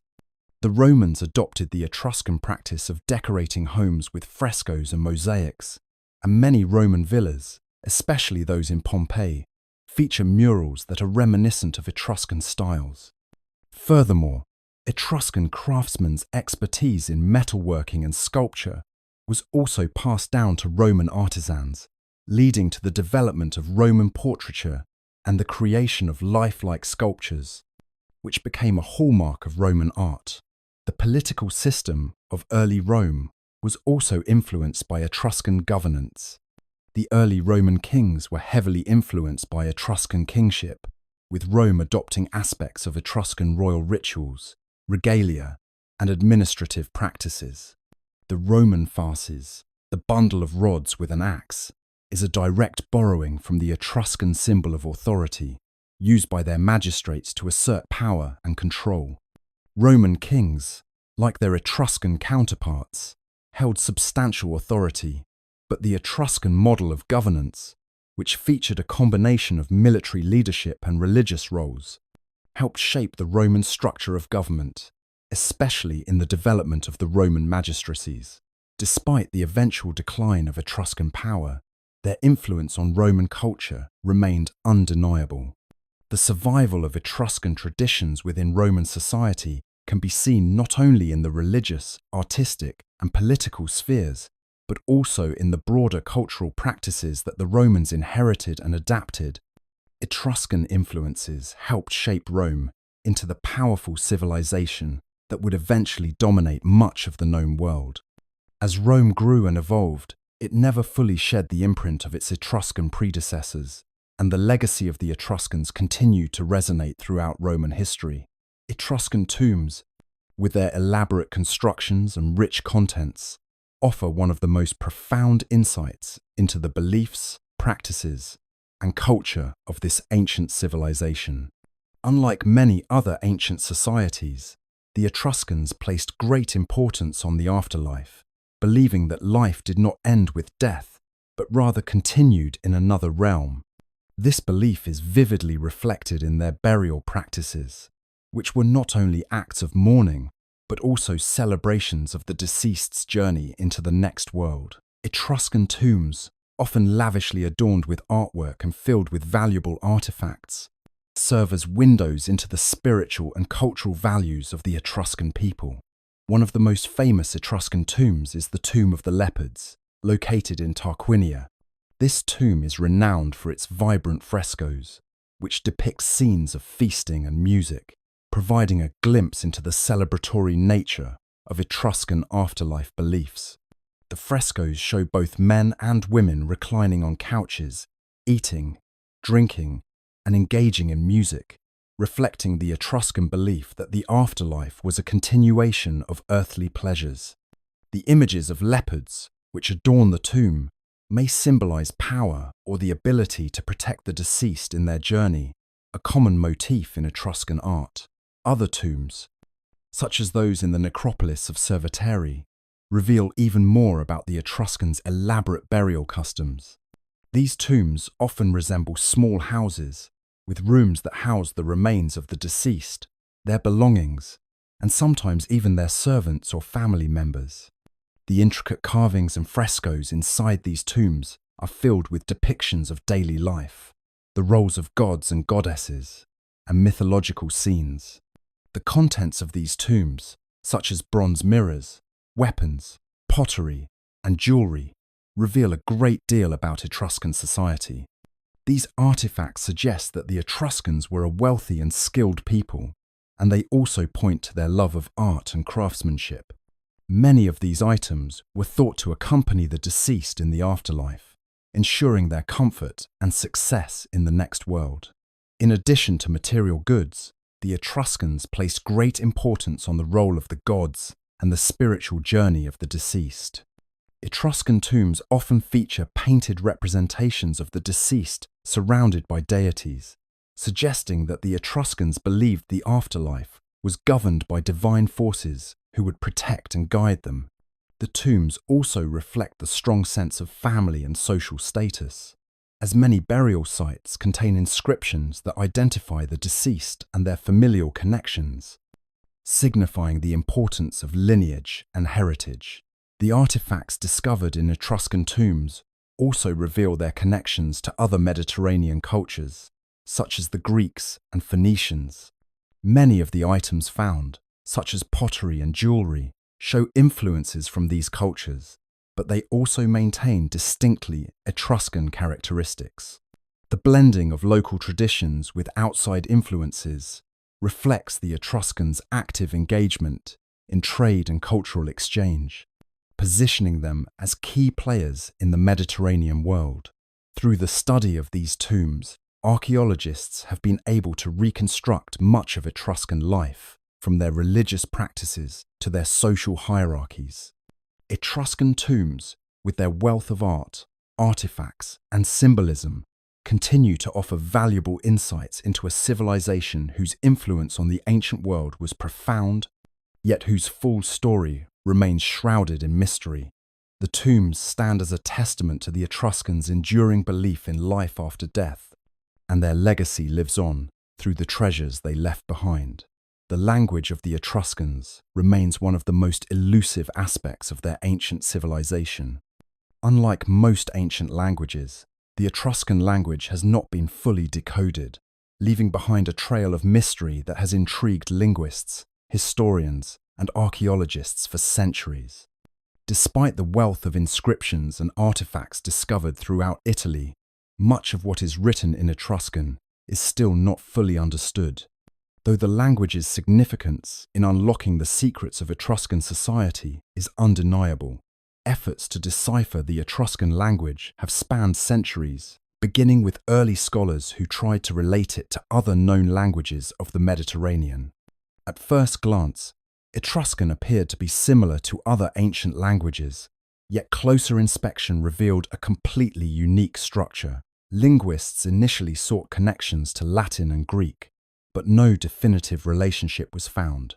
This divergence from other well-known languages fueled the belief that Etruscan was an isolated language, unrelated to the Indo-European family that many other Mediterranean languages, including Latin, belong to.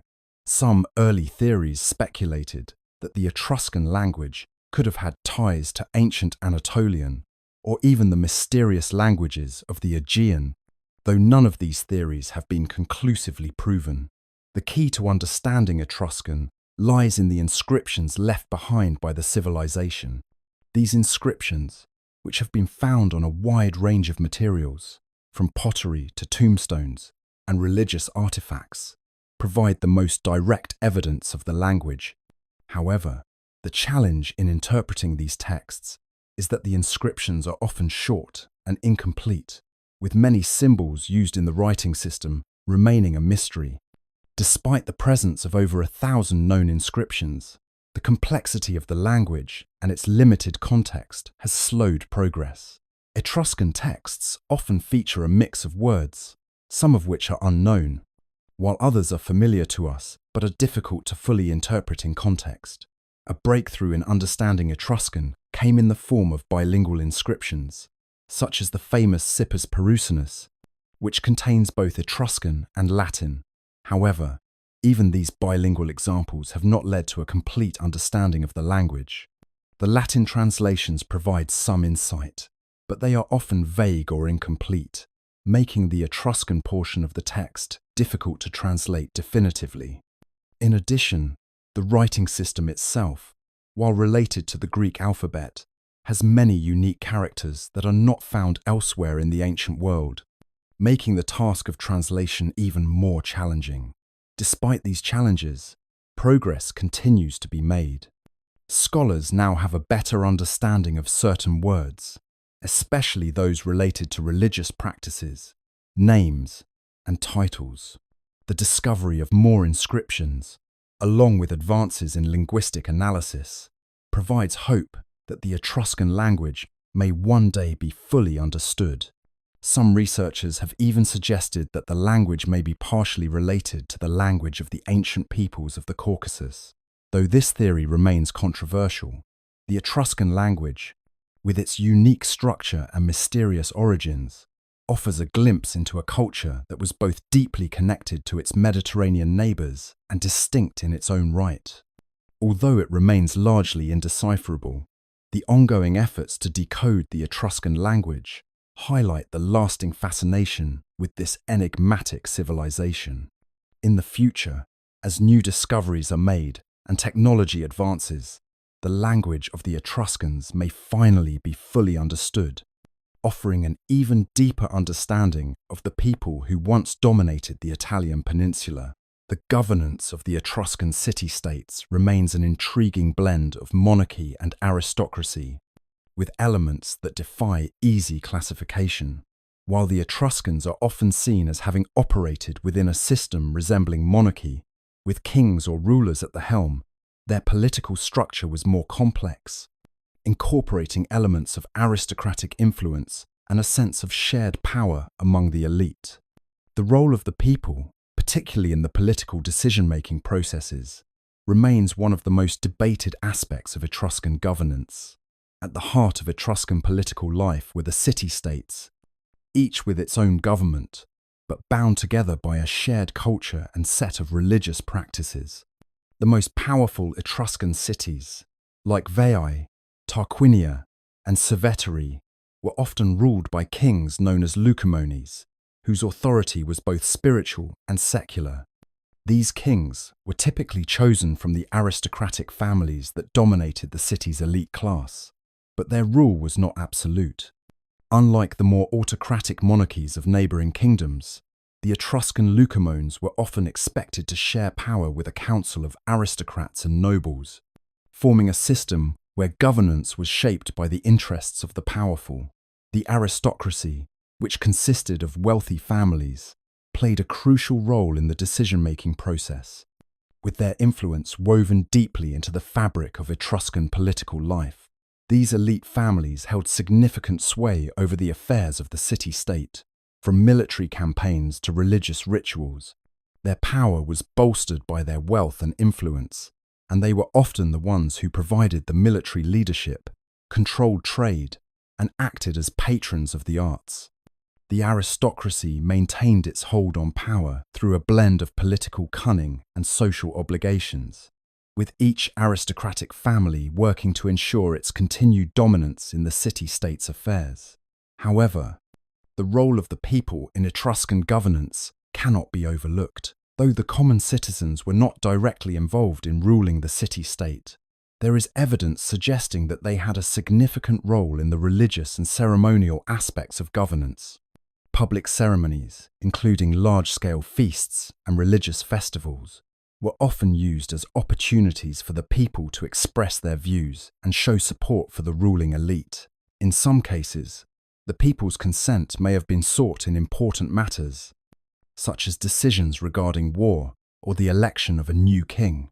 The political system of the Etruscans thus can be seen as a hybrid of oligarchy and monarchy.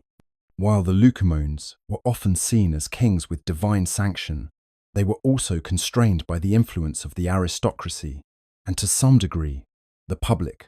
This balance of power was unique in the ancient Mediterranean world, where most city-states leaned more heavily toward either monarchy or democracy.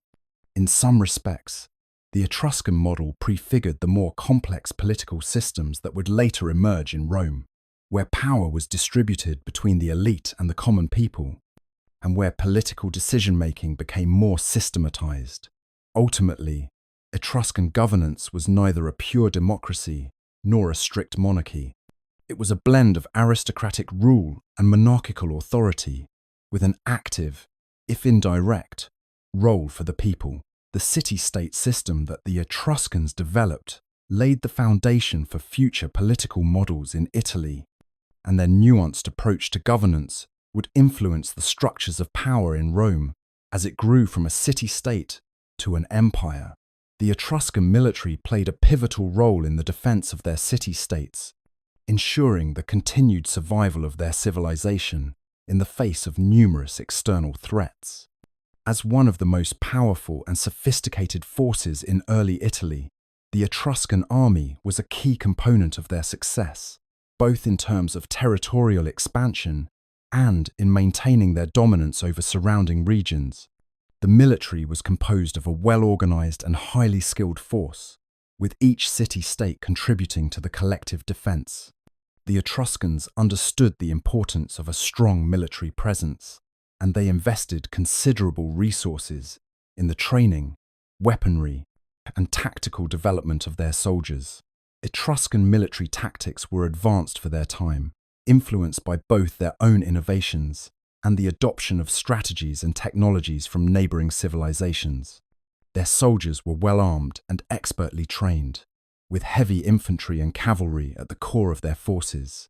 The use of chariots, a hallmark of Etruscan warfare, was particularly significant in early military campaigns. These chariots, manned by skilled drivers and archers, provided mobility and offensive power, making them a formidable force in battle. Etruscan warriors were equipped with bronze armor, shields, and weapons like spears and swords, which were designed for both thrusting and cutting, ensuring their versatility on the battlefield. The Etruscans' approach to military organization was highly effective, with a strict hierarchical structure in place to maintain discipline and control. The army was divided into different units based on the role of the soldiers, with specialized divisions for cavalry, infantry, and chariotry. The Etruscan generals, often aristocratic leaders or warriors of noble birth, commanded the forces with a mixture of strategic foresight and tactical ingenuity. They employed a range of formations, from the traditional phalanx to more fluid and adaptive combat tactics, depending on the terrain and nature of the conflict. As the Etruscan city-states grew in influence, their military tactics evolved. The use of fortified cities and the construction of defensive walls became more common as the city-states sought to protect themselves from increasingly aggressive neighboring tribes and emerging powers like the Romans. The Etruscans also adapted to the changing nature of warfare, incorporating new weapons and technologies into their arsenal. The introduction of iron weaponry, for example, revolutionized their ability to fight and defend, providing them with a distinct advantage over their enemies. Despite their early successes, the Etruscans eventually faced significant challenges as the Roman Republic rose in power. The Romans, who had long admired Etruscan military prowess, began to adopt and refine many of their tactics, ultimately surpassing them in strength and strategic capability.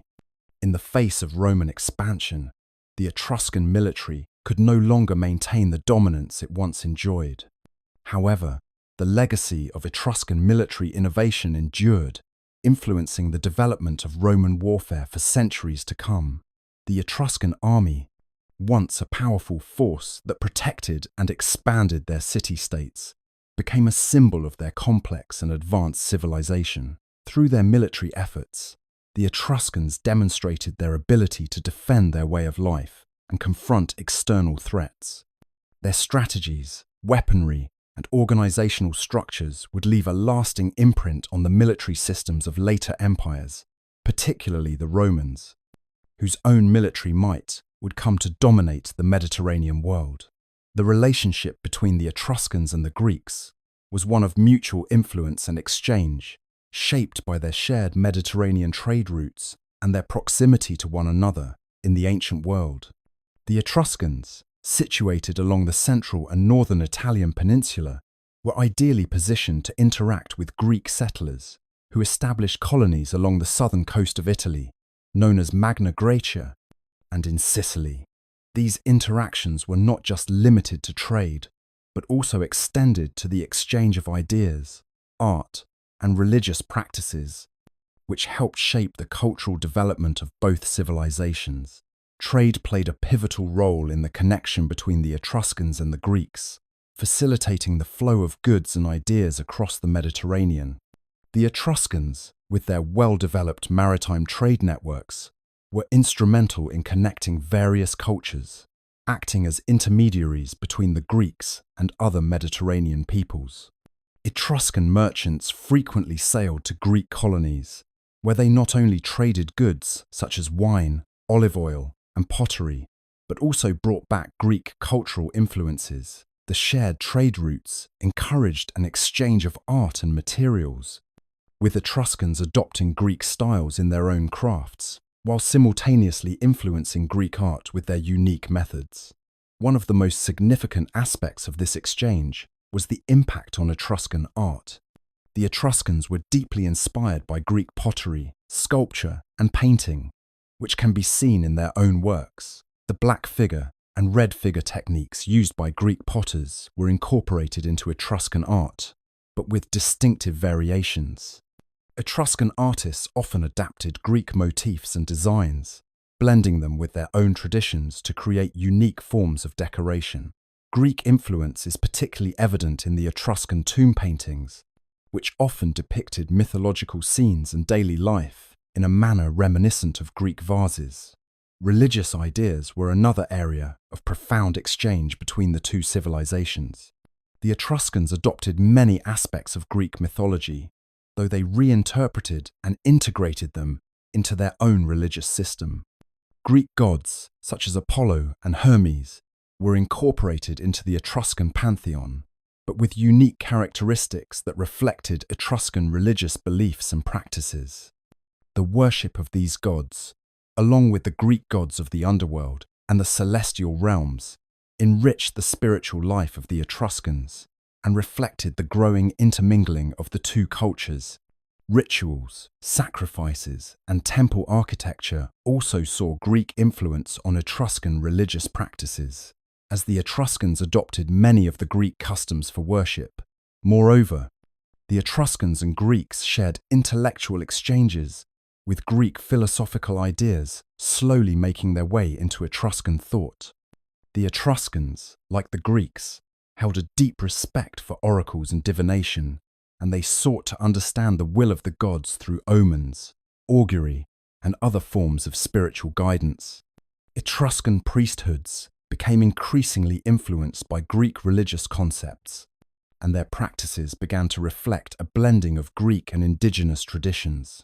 Despite the growing integration of Greek elements into Etruscan culture, the two civilizations maintained their distinct identities, often finding common ground in their appreciation of beauty, art, and the divine. The Etruscans' interactions with the Greeks ultimately helped to elevate their own cultural achievements, leaving a lasting legacy of artistic and religious fusion that would continue to influence the Mediterranean world for centuries. Through their shared trade routes and cultural exchanges, the Etruscans and Greeks created a dynamic crossroads of ideas and traditions, shaping the course of ancient history in ways that would resonate for generations to come. The Etruscans had a deeply spiritual society, with their religious practices intricately woven into the fabric of daily life. Central to their belief system was a pantheon of gods and goddesses, each overseeing different aspects of the natural world, human endeavor, and the afterlife. Etruscan religion was heavily influenced by both local traditions and external cultures, particularly the Greeks, yet it retained its distinctiveness through unique rituals and beliefs that shaped the course of Etruscan history. One of the most significant deities in the Etruscan pantheon was Tinia, the king of the gods, often equated with Jupiter in Roman mythology and Zeus in Greek traditions. Tinia was revered as the ruler of the sky and thunder, embodying both authority and divine justice. He was a central figure in the Etruscan worldview, often depicted as a mature, bearded man wielding a lightning bolt. His presence in the religious landscape symbolized order and governance, reflecting the Etruscans' respect for both divine and earthly authority. Uni, the consort of Tinia, was the Etruscan equivalent of Juno, the goddess of marriage, fertility, and the protection of the home. As a protector of women and families, Uni held a position of immense respect within the pantheon. She was also associated with the earth, nurturing the growth of crops and ensuring prosperity. Her divine role reinforced the Etruscan emphasis on balance and harmony in both the physical and spiritual worlds, linking the natural cycles of life with human affairs. Another powerful god in the Etruscan religion was Menver, who represented wisdom, knowledge, and war. Often depicted with a helmet and armed with a spear, Minerva was akin to the Greek Athena and was revered for her strategic and intellectual prowess. She embodied the duality of creation and destruction, acting as a protector of the Etruscan state during times of conflict, while also being a goddess of the arts, guiding individuals in their intellectual pursuits. Her importance was especially noted in the Etruscan city's military and educational spheres. The Etruscans also paid homage to the gods of the underworld, particularly Charon, the god of death.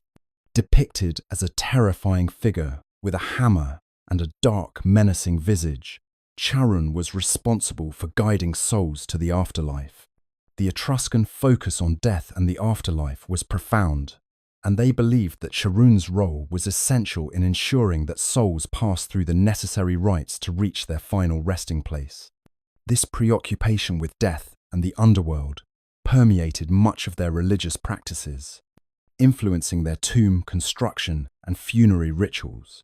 Rituals dedicated to the gods and goddesses were performed by priests and priestesses who served as intermediaries between the divine and the mortal. These religious figures conducted sacrifices, offering both material goods and symbolic gestures, such as the burning of incense or the slaughtering of animals, to appease the gods and ensure their favor. The practice of divination was central to Etruscan religion, with priests interpreting omens through the examination of lightning strikes, the flight of birds, and the entrails of sacrificial animals. This form of divine communication was vital for decision-making, whether it concerned matters of war, politics, or daily life. Temples, sacred spaces where the gods could be honored, were constructed as homes for the deities, decorated with elaborate statues and inscriptions. The Etruscans believed that the presence of the gods was especially concentrated in these sacred spaces, where they could receive offerings and be approached in rituals. Etruscan religion, at its core, was about maintaining a harmonious relationship with the divine through ritual, offering, and reverence for the unseen forces that governed both life and death. The economic foundations of Etruscan society were built on a mix of agriculture, mining, and trade, creating a robust and prosperous civilization that played a significant role in the Mediterranean world. Etruria, with its fertile soil and strategic location between the growing powers of Rome and the Mediterranean coast, was a land rich in resources. The Etruscans harnessed the land's potential to produce surplus crops such as grain, grapes, and olives, supporting a growing population and fostering a culture of wealth and abundance. Agriculture was the backbone of the Etruscan economy, but it was complemented by the extraction of minerals. Etruria's access to valuable metal resources, especially iron and copper, gave the civilization a strong foothold in trade. The Etruscans were skilled metal workers, creating tools, weapons, and jewelry that were highly sought after across the Mediterranean. The extraction of minerals and their transformation into high-quality goods also played a significant role in the growth of Etruscan city-states, as these resources could be traded for other luxury items and necessities. Trade, however, was perhaps the most significant driver of the Etruscan economy. Their strategic location along the Italian peninsula, with easy access to the Tyrrhenian Sea, allowed the Etruscans to dominate maritime trade routes.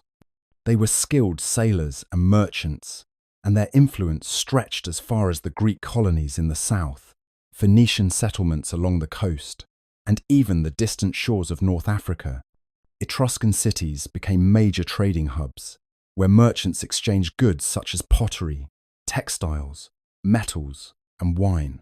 In return, they imported luxury items such as fine ceramics, ivory, and exotic goods like spices and perfumes from the East. Wealth generated from these commercial ventures enabled the Etruscans to invest in impressive architectural projects. The construction of grand cities with expansive public spaces, monumental temples, and well-fortified walls symbolized the economic prosperity and power of Etruscan society. Cities like Tarquinia, Veii, and Cerveteri thrived not only because of their strategic location, but also because of the wealth that poured in through trade and resource extraction. These cities became centers of culture and religion, with the construction of temples dedicated to their gods and goddesses. The Etruscans' investment in religious architecture reflected their desire to not only honor their deities, but also to showcase the wealth and power of their city-states to both their citizens and foreign visitors.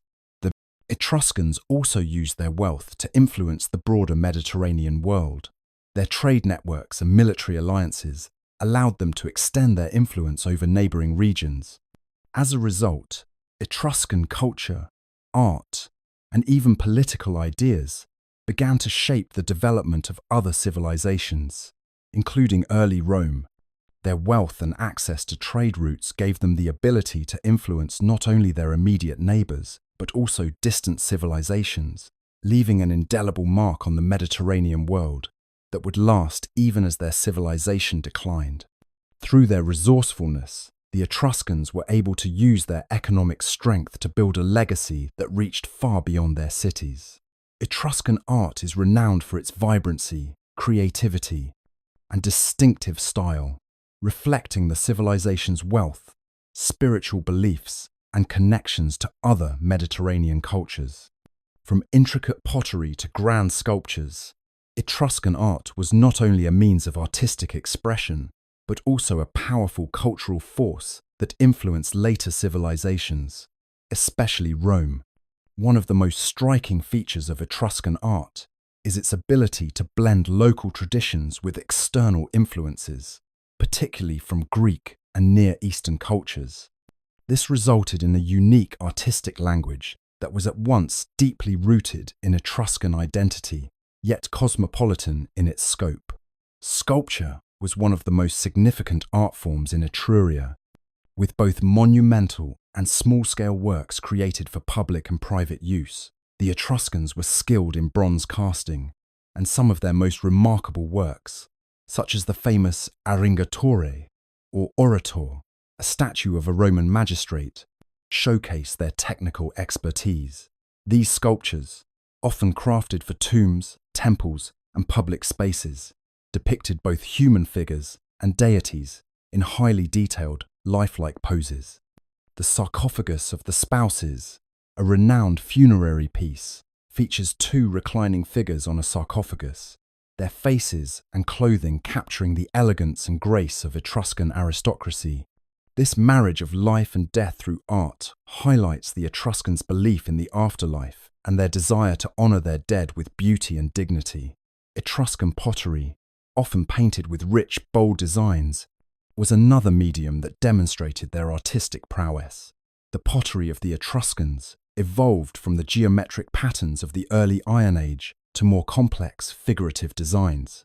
Painted vases were commonly used in funerary rituals, depicting scenes of feasts, dances, and mythological figures. These vivid depictions reflected both the lively spirit of Etruscan society and their complex religious beliefs. The Etruscans' use of pottery was not only functional, but also symbolic, with each painted scene serving as a visual language for the afterlife, offering both a connection to the gods and a window into their way of life. Wall paintings, particularly those found in tombs, also serve as a testament to Etruscan art's vibrancy. Tombs like those in Tarquinia and Cerveteri are adorned with colourful frescoes that depict a wide range of subjects, from banquets and athletic contests to mythological scenes and daily life. These paintings reveal a culture that valued the afterlife, celebrating life and its pleasures even in death. The art was filled with dynamic movement, detailed depictions of nature, and vibrant scenes of human interaction, reflecting the Etruscan belief in the continuity of life beyond the grave. The Etruscan artistic style was both highly individual and deeply influential. Their ability to blend realism with symbolism, creating works that were both beautiful and functional, laid the groundwork for future artistic traditions in Italy. The Romans, in particular, would borrow heavily from Etruscan art, incorporating its detailed craftsmanship and emphasis on public and religious imagery into their own culture. The Etruscans' contribution to art, from sculpture to fresco, is a lasting legacy, a testament to their creativity, skill, and profound understanding of both life and death. Through their masterpieces, the Etruscans left behind a world of beauty that continues to inspire and captivate. Music and entertainment played a central role in Etruscan society, deeply woven into their religious ceremonies, social gatherings, and celebratory banquets. The Etruscans placed great importance on communal experiences, where music, dance, and performance were integral to both public life and spiritual rituals. Their entertainment culture was vibrant and dynamic, blending artistic expression with social and religious functions, creating a lively atmosphere that enriched their daily lives and honored their gods. Music, particularly through instruments like the lyre, aulos, and the cithara, was a prominent feature at banquets and religious rituals. The lyre, a stringed instrument often associated with gods and royalty, was central to the musical tradition. It provided a melodic backdrop during feasts, where aristocrats gathered to celebrate victories, mark significant events, or honor the dead. The sound of the lyre, combined with wind instruments like the aulos, similar to the modern oboe, and brass instruments like the tuba, filled the air with tunes that resonated through the great halls and temples. These performances were not simply for entertainment, but were seen as acts of devotion, connecting the material world with the divine. Musicians were highly respected figures, often performing in temples or at festivals, where their compositions and renditions were believed to have the power to influence the will of the gods. The Etruscan festivals, often held in honor of deities or as part of agricultural cycles, were marked by elaborate performances. These festivals were filled with rhythmic drumming, joyous dancing, and theatrical displays. While some performances were spontaneous, many featured organized plays and rituals that recounted the myths and stories of the gods. These ceremonies, performed in sacred spaces, were both a form of worship and a means of reinforcing the social fabric of the community. Such performances were not just viewed as entertainment, but as an essential part of maintaining cosmic harmony and ensuring divine favor. Banquets were another important venue for Etruscan entertainment. These lavish feasts were not only about food and drink, but also about showing off wealth and fostering social cohesion. It was during these gatherings that music, poetry, and storytelling flourished. Guests would enjoy a variety of performances, from dramatic readings to impromptu songs, accompanied by the strains of lyres and flutes. The atmosphere was often one of exuberance, with the sounds of laughter, music, and lively conversation echoing into the night. The Etruscans were known for their refined tastes, and these banquets allowed them to showcase both their material wealth and their cultural sophistication. Religious ceremonies also involved performance as a means of honoring the gods. Sacred rituals were deeply entwined with music, dance, and theatrical enactments. Priests and priestesses led hymns and prayers, while musicians played sacred instruments to accompany offerings. The divine was brought closer to the people through these artistic expressions, creating an immersive spiritual experience that blended sensory pleasures with reverence. Music and entertainment, in all their forms, provided a means for the Etruscans to celebrate life, connect with the divine, and strengthen their social bonds. Through their performances, they affirmed their identity as a people, creating a rich cultural legacy that influenced not only their immediate neighbors, but also the rising Roman Empire. The Etruscans' celebration of music and the arts reflects their deep appreciation for beauty, ritual, and the communal spirit that defined their society. Etruscan architecture, though often overshadowed by the grandeur of Rome, laid the foundational elements for many of the public spaces and structures that would later define the Roman world. Etruscan cities were meticulously designed, reflecting their complex society and deep understanding of both functional and aesthetic space. These early architects blended practicality with symbolic beauty, creating structures that were not only durable and functional, but also sacred and meaningful.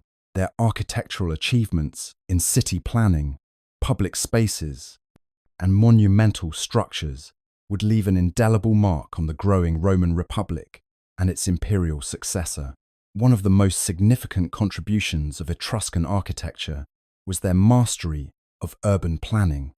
Etruscan cities, such as Veii, Tarquinia, and Cerveteri, were carefully laid out in a grid pattern, with wide streets and organized districts, a system that influenced Roman city design. The Etruscans understood the importance of accessibility and functionality in their cities, as well as the need for fortified walls to protect their growing communities. Their urban design also featured large public spaces, like open-air forums and marketplaces, which would later be mirrored in the Roman Empire. The concept of public spaces for commerce, civic interaction, and political discourse became a cornerstone of Roman city life. The Etruscan influence on Roman public architecture is perhaps most evident in their temples. The Etruscans constructed temples in a style that combined both Greek and native traditions, marked by the use of a raised platform, columns, and deep, enclosed interiors designed to house sacred idols. This temple style, with its use of terracotta, wood, and brick, would be adopted and expanded upon by the Romans in their own monumental structures. The Etruscan approach to temple design, with its focus on axial alignment and symbolic entrances, profoundly impacted the development of Roman religious architecture, seen in their later construction of grand temples dedicated to their pantheon of gods. Equally important was the Etruscan influence on Roman engineering, particularly in the construction of roads and infrastructure. The Etruscans were among the first to construct extensive road networks, recognizing the need for efficient transportation to support military, trade, and civic needs. Their roads, built with multiple layers of materials to ensure durability, were precursors to the sophisticated Roman road system that would span an empire. Etruscan engineers also made significant strides in hydraulic engineering, using advanced techniques to build water channels and cisterns, which would later be refined by the Romans in their aqueducts and baths. The legacy of Etruscan design can also be seen in their use of arches, vaults, and domes. Although the Romans would perfect and popularize the arch, the Etruscans were among the first to incorporate this architectural feature into their buildings. Their use of arches in bridges and tunnels, particularly in their tombs and city gates, laid the groundwork for the Roman mastery of this technique, which would eventually become a hallmark of their engineering prowess. Etruscan architecture, with its emphasis on form, function, and symbolism, served as a crucial stepping stone in the development of Roman urbanism and public works. Their legacy endures not only in the physical remnants of their cities, but in the architectural innovations they passed down to the Romans, whose own achievements would define the urban landscapes of the ancient world for centuries to come. In Etruscan society, women held a remarkably elevated status compared to many other ancient cultures. They were not relegated to the private sphere, but played influential roles in religious, political, and cultural life. The Etruscans recognized the power of women, and this recognition was embedded deeply in their social and religious practices. Unlike the more patriarchal systems that defined much of the ancient world, the Etruscan society saw women as vital figures in both the family and the public realm. Women in Etruscan society were not only seen as caregivers or passive participants, but also as influential leaders, religious figures, and landowners. One of the most significant roles they played was in religion. Priestesses were key figures in Etruscan rituals, and women often led ceremonies in honor of the gods. The Etruscan religious tradition was unique in its high regard for female deities, and this spiritual authority translated into political and cultural influence. Some of the most powerful Etruscan women were priestesses who held sway in the sacred spaces, conducting rituals that were essential for the prosperity of the city-states. These priestesses had access to wealth, land, and political leverage, making them central to the functioning of Etruscan society. In the realm of politics, women held considerable sway, with some even achieving political power in their own right. This is especially notable when compared to their counterparts in other contemporary societies, where women's political influence was often suppressed. The Etruscan woman, particularly in the royal families, could rise to positions of authority, making decisions and shaping the destiny of their cities. Famous Etruscan women, such as the wife of the king, who could hold significant land and title, demonstrated the ability of women to lead and influence the political landscape. Notably, Tanaquil, the wife of the Etruscan king Tarquin the Elder, was recognized not just as a queen, but as a powerful advisor. Her counsel was said to have guided the fate of early Roman kings, underlining the trust placed in her judgment and authority. Etruscan tombs, with their elaborate and rich depictions of the lives of the deceased, reveal the importance of women in the society. The vibrant frescoes and inscriptions often show women reclining at banquets, interacting with men as equals, and engaging in social and political affairs. These images, found in tombs like those in Cerveteri and Tarquinia, suggest that women were not just secondary figures, but were active participants in the cultural and social life of the time. The role of women in Etruscan society was not without its challenges, but their power and influence were undeniable. The Etruscans gave women a rare agency, allowing them to carve out paths as religious figures, political leaders, and individuals of influence. This acknowledgement of women's roles helped to shape a society that, despite its eventual decline, remains noteworthy for its progressive treatment of women, especially in comparison to the civilizations around them. The legacy of Etruscan women, powerful, engaged, and respected, reflects a civilization ahead of its time in recognizing the full potential of half its population. The reign of the Etruscan kings in early Rome marks a fascinating and transformative period in the city's history. Between the late 6th and early 5th centuries BCE, Rome was ruled by a series of Etruscan kings, the most famous of whom was Tarquin the Proud, whose rule ended with the expulsion of the monarchy and the establishment of the Roman Republic. Though their reign was short-lived, the influence of these Etruscan kings on Roman culture, governance, and military organization cannot be overstated. The Etruscan kings of Rome played a pivotal role in shaping the early development of the city. Their governance model, based on the Etruscan system of monarchy, introduced important elements of administrative control and public works. The kings are credited with overseeing the construction of major infrastructure projects, including the famous Cloaca Maxima, Rome's extensive sewer system, which helped the city manage its growing population. Additionally, they were responsible for expanding the city's boundaries, including the establishment of defensive walls and fortifications. These architectural innovations were largely influenced by the Etruscan approach to city planning and urban development, which was more advanced than that of the early Romans. The Etruscan kings also left an indelible mark on Roman religion. Under their rule, many religious practices and institutions were introduced that would later become integral to Roman culture.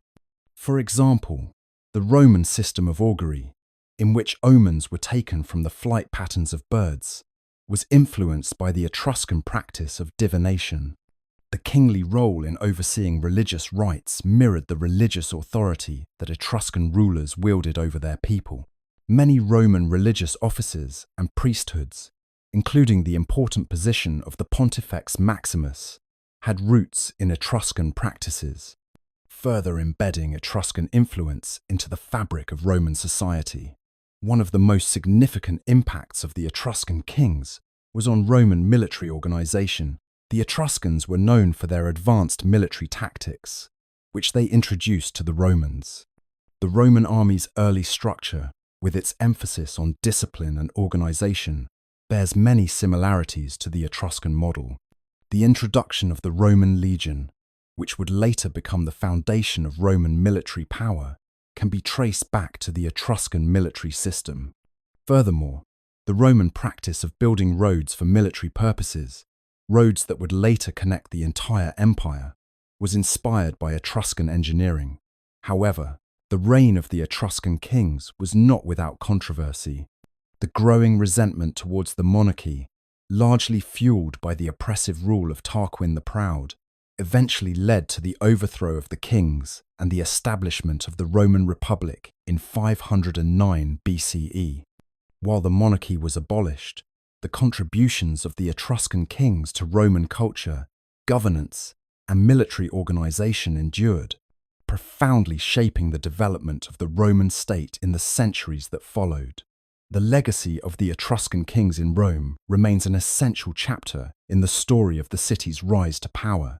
Though the monarchy was short-lived, their influence helped lay the groundwork for the Roman Republic and the empire that would eventually dominate the Mediterranean world. The Etruscan kings' contributions to Roman architecture, religion, and to a military strategy were critical in the evolution of Rome into a formidable power on the world stage.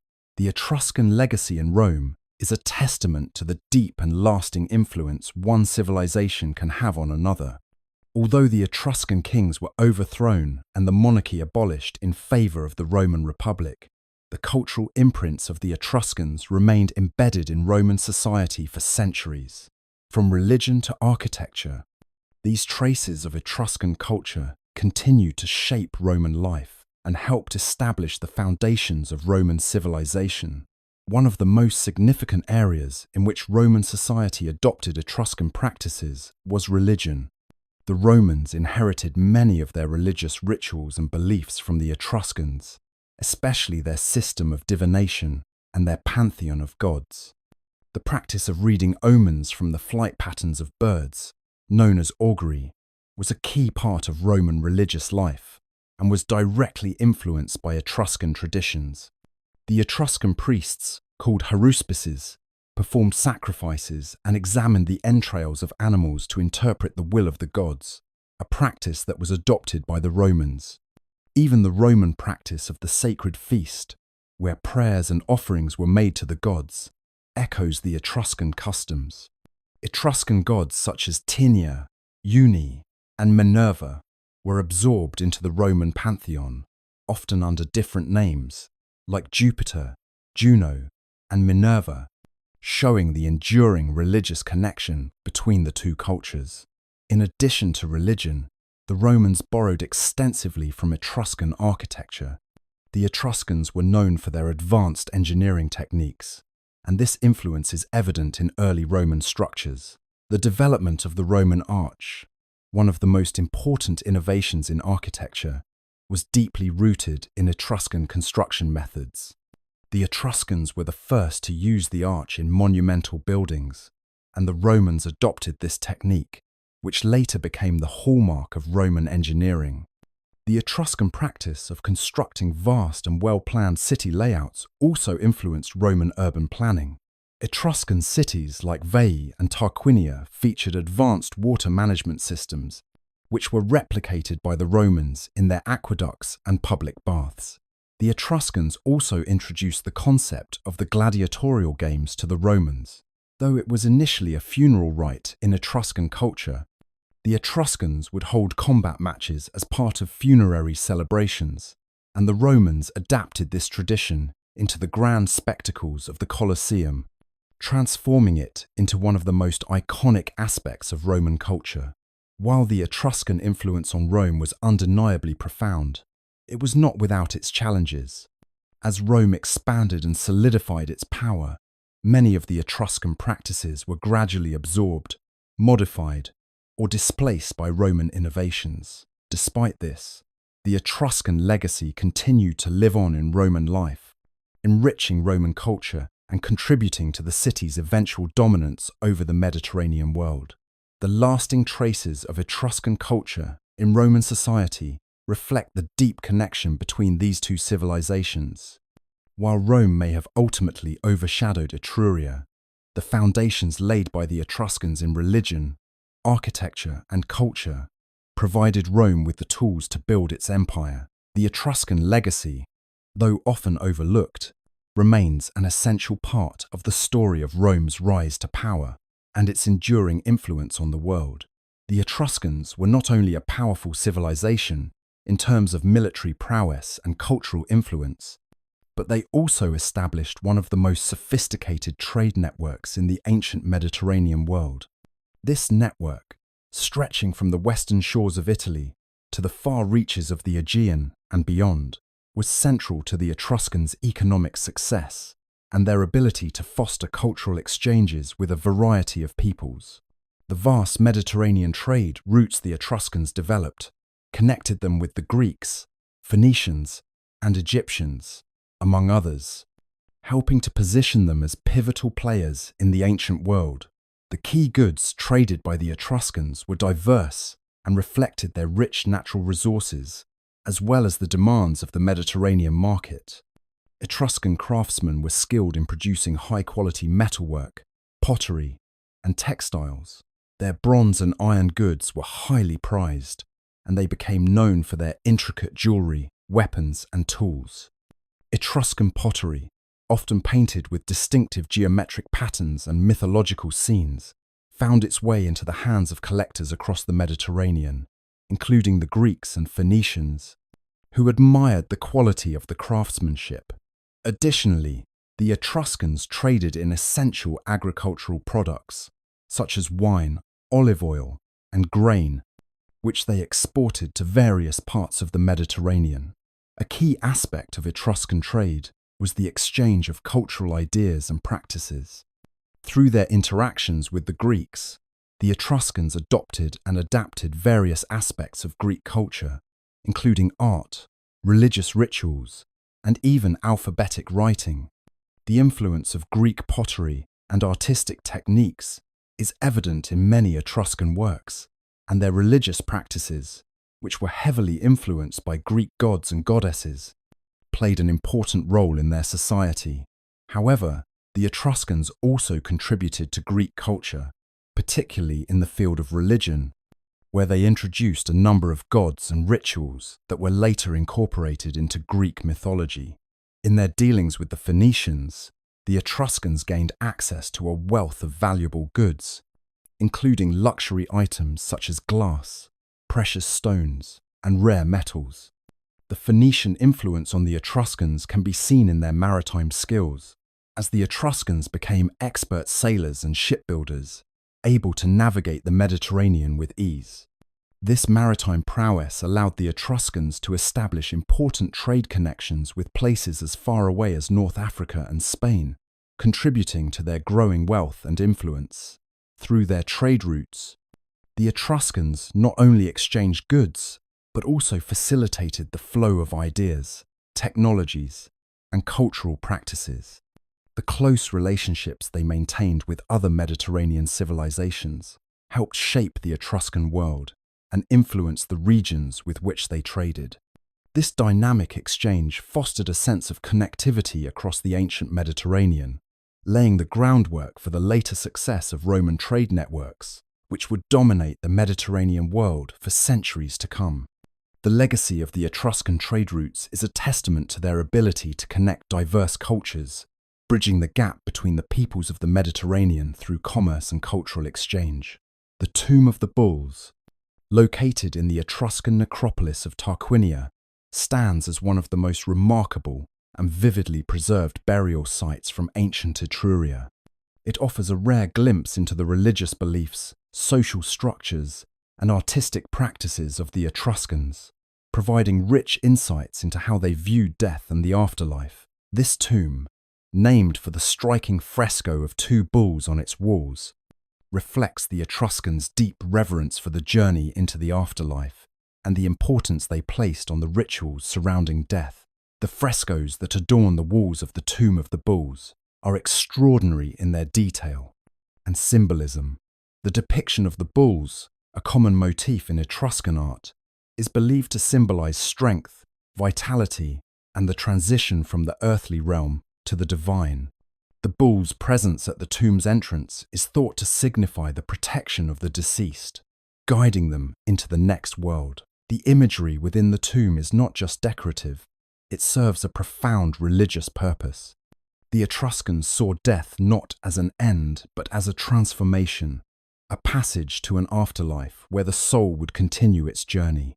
The bulls, standing as protectors, were part of the larger narrative that sought to ensure the deceased's safe passage through this spiritual transition.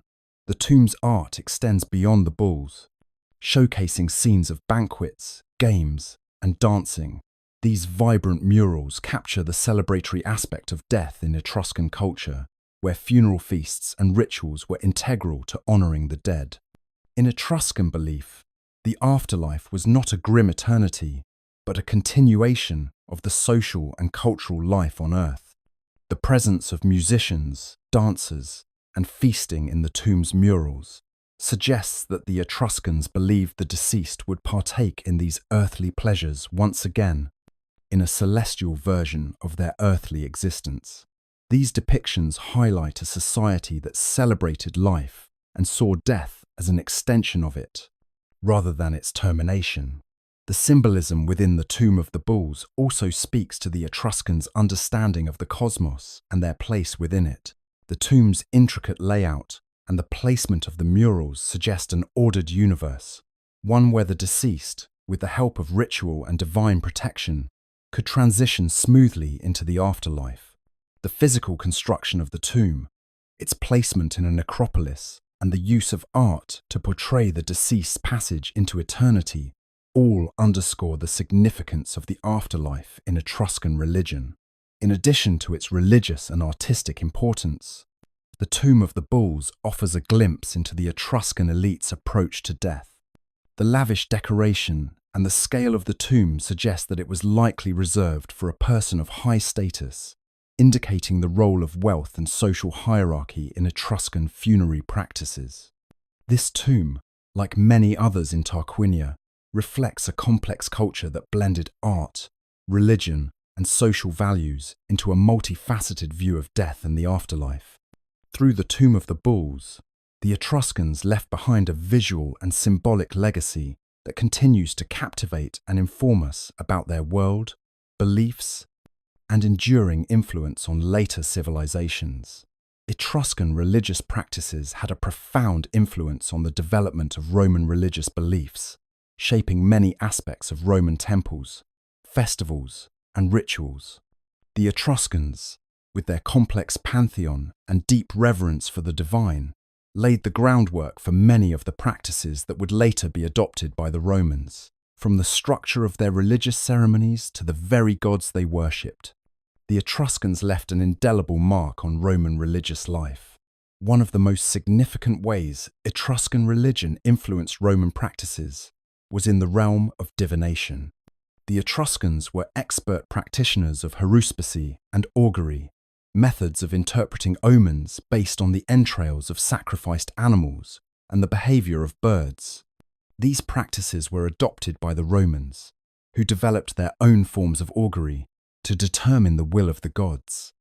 The Romans, under the guidance of Etruscan priests, also maintained a system of auspices that involved the observation of various natural phenomena, such as lightning strikes or the flight patterns of birds, to guide state decisions and military campaigns. The integration of these practices into Roman religion highlights the depth of Etruscan influence on the Roman way of understanding divine will. The Etruscans' impact extended beyond divination to the very structure of Roman temples and religious festivals. The Romans borrowed much of their architectural style for sacred spaces from the Etruscans, whose temples were characterized by high platforms, deep porches, and an emphasis on the grandeur of the divine. Etruscan temples, with their clear division between the sacred and profane spaces, were a model for Roman temple design. The Roman temples that graced the city of Rome and its colonies reflected this Etruscan style, with their elevated podiums and the incorporation of statues of gods in the interior and on the roof. These temples, much like the Etruscan originals, were dedicated to the worship of multiple deities, often reflecting the syncretic nature of Roman religion. Additionally, the religious calendar and festivals of Rome were deeply influenced by Etruscan traditions. Many Roman holidays and feasts were adaptations of Etruscan practices, celebrating the gods and the cycles of nature. For instance, the Roman festival of the Etruscan god Tinia, equivalent to Jupiter, was an important event that honored the chief deity of both cultures. Roman religious celebrations, such as the Lupercalia and the Saturnalia, also bear traces of Etruscan roots, with their communal feasts, sacrifices, and the invoking of divine favor for the state and its people. The Etruscan gods themselves were not only adopted by the Romans, but were integrated into their own pantheon. Gods such as Tinia, Jupiter, Uni Juno, and Menva Minerva became central figures in Roman worship, though often with slight modifications in their characteristics and roles. This integration of Etruscan deities into Roman religion symbolizes the seamless blending of two cultures, with the Etruscan divine system becoming a foundational aspect of the Roman religious experience. The influence of Etruscan religion, therefore, not only shaped the Roman conception of the gods, but also contributed to the overall structure of Roman religious life, from public rituals to the private worship of the household gods. In the end, the Etruscan impact on Roman religion is seen in the shared reverence for the gods, the continuation of divination practices, and the architectural design of sacred spaces. The Romans, while evolving their own distinct religious identity, owed much to the Etruscans, whose spiritual practices and rituals left a lasting legacy that continued to influence Roman society long after the Etruscan civilization had faded from prominence. Tarquinia, once one of the most powerful and influential city-states of ancient Etruria, was a vibrant center of Etruscan culture, art, and governance. Located in the region that is now modern-day Tuscany, Tarquinia flourished as a prominent urban hub, both in terms of its political importance and its contributions to Etruscan art and religious practices. As a major city-state, it played a pivotal role in the shaping of Etruscan civilization and its interactions with neighboring societies, including the Romans. The history of Tarquinia traces back to the early Etruscan period, where it quickly rose to prominence due to its strategic location near the fertile plains and the Tyrrhenian Sea. Its early significance was marked by its strong military and economic power, as well as its influential role in the development of Etruscan governance. Tarquinia was governed by a series of rulers, often from aristocratic families, who were both political leaders and religious figures. The city was one of the few Etruscan city-states that maintained a form of monarchy, with kings serving as both temporal and spiritual leaders. Over time, as the Etruscan political system evolved, Tarquinia also embraced a form of aristocratic rule, where decisions were made by powerful elites, with input from a council of noble families. This combination of monarchy and aristocracy provided a strong political foundation for the city, allowing it to exert considerable influence over the surrounding region. Culturally, Tarquinia was renowned for its exceptional art and architecture. The city's artistic achievements are perhaps best exemplified by its elaborate tombs and frescoes, which offer a glimpse into the everyday life, beliefs, and values of the Etruscan people. The Tomb of the Reliefs, one of Tarquinia's most famous burial sites, is a striking example of Etruscan funerary art. Its walls are adorned with sculpted reliefs depicting scenes of daily life, including warriors, musicians, and animals. These intricate designs reflect the Etruscans' belief in the afterlife and their desire to carry the comforts of the mortal world into eternity. The tombs at Tarquinia also feature vivid frescoes, which depict banquets, dances, and religious ceremonies, providing valuable insights into the spiritual and social customs of the Etruscan elite. The architecture of Tarquinia further underscores the city's importance. The city's streets were laid out in a systematic grid pattern, a hallmark of Etruscan urban planning, and its buildings were constructed with both functionality and aesthetics in mind. Large public buildings, such as temples dedicated to the gods, were designed to reflect the power and prestige of the city, while smaller structures, like homes and workshops, were built to accommodate the growing population.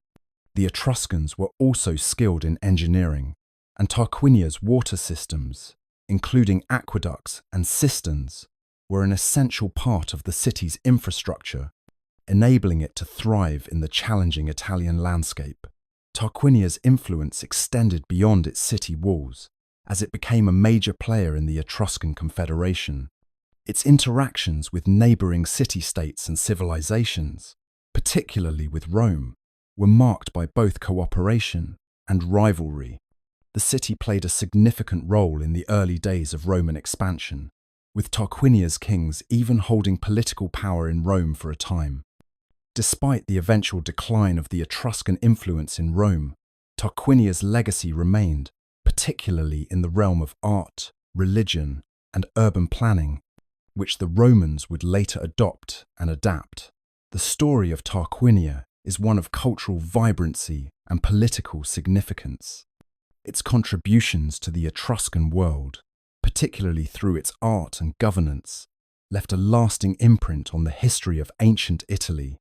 Though the city's power waned with the rise of Rome, the memory of Tarquinia's grandeur lives on in the tombs, frescoes, and architectural remnants that continue to be studied and admired today. The Etruscan dynasty, with its powerful royal families, played a significant role in the development and eventual decline of Etruscan civilization. At the heart of Etruscan society, the monarchy not only governed but also embodied the spiritual and political authority of the people. Kings in Etruscan city-states were often seen as intermediaries between the divine and the mortal realms, holding a position of immense prestige and influence. The role of monarchy in Etruscan society was deeply intertwined with their religious beliefs, shaping the governance of the city-states and, at times, their destiny. Etruscan kings were often chosen from aristocratic families, each ruling over a single city-state, though some monarchs exercised power over multiple cities. The most prominent of these royal families were the Tarquins of Tarquinia, one of the most important and influential Etruscan families. The Tarquins were noted for their military prowess and political savvy, and their influence extended to early Rome, where they would eventually provide several kings. The reign of these Etruscan monarchs helped shape the structure of Roman governance, especially through their contributions to military organization and architectural development. Their rule over Rome, however, was marked by increasing tensions with the Roman populace, ultimately leading to the monarchy's downfall and the rise of the Roman Republic.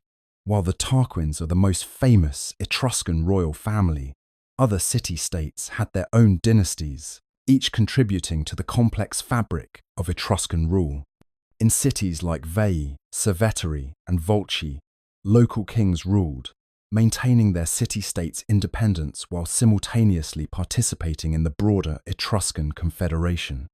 The kings of these cities wielded considerable influence over trade, religious rites, and warfare. Their reigns were supported by the aristocracy, and their influence was often legitimized through religious practices that tied the king's authority to divine will. The monarch's role as a religious figure was vital, often presiding over rituals, including divination, sacrifices, and ceremonies that ensured the well-being of the state. The Etruscan monarchy, however, was not without its challenges. As powerful as the kings were, they faced pressures from within and without. Rivalries among aristocratic families, internal dissent, and external threats from neighboring tribes and emerging powers like Rome created instability in Etruscan city-states. Some monarchs were able to maintain control through strong alliances, strategic marriages, and military might, while others were ousted by their own people or defeated in battle. The eventual decline of the monarchy in many Etruscan cities marked a shift toward more aristocratic and republican forms of governance, reflecting the changing dynamics of power. Despite the eventual fall of the Etruscan monarchy, the influence of these royal families remained.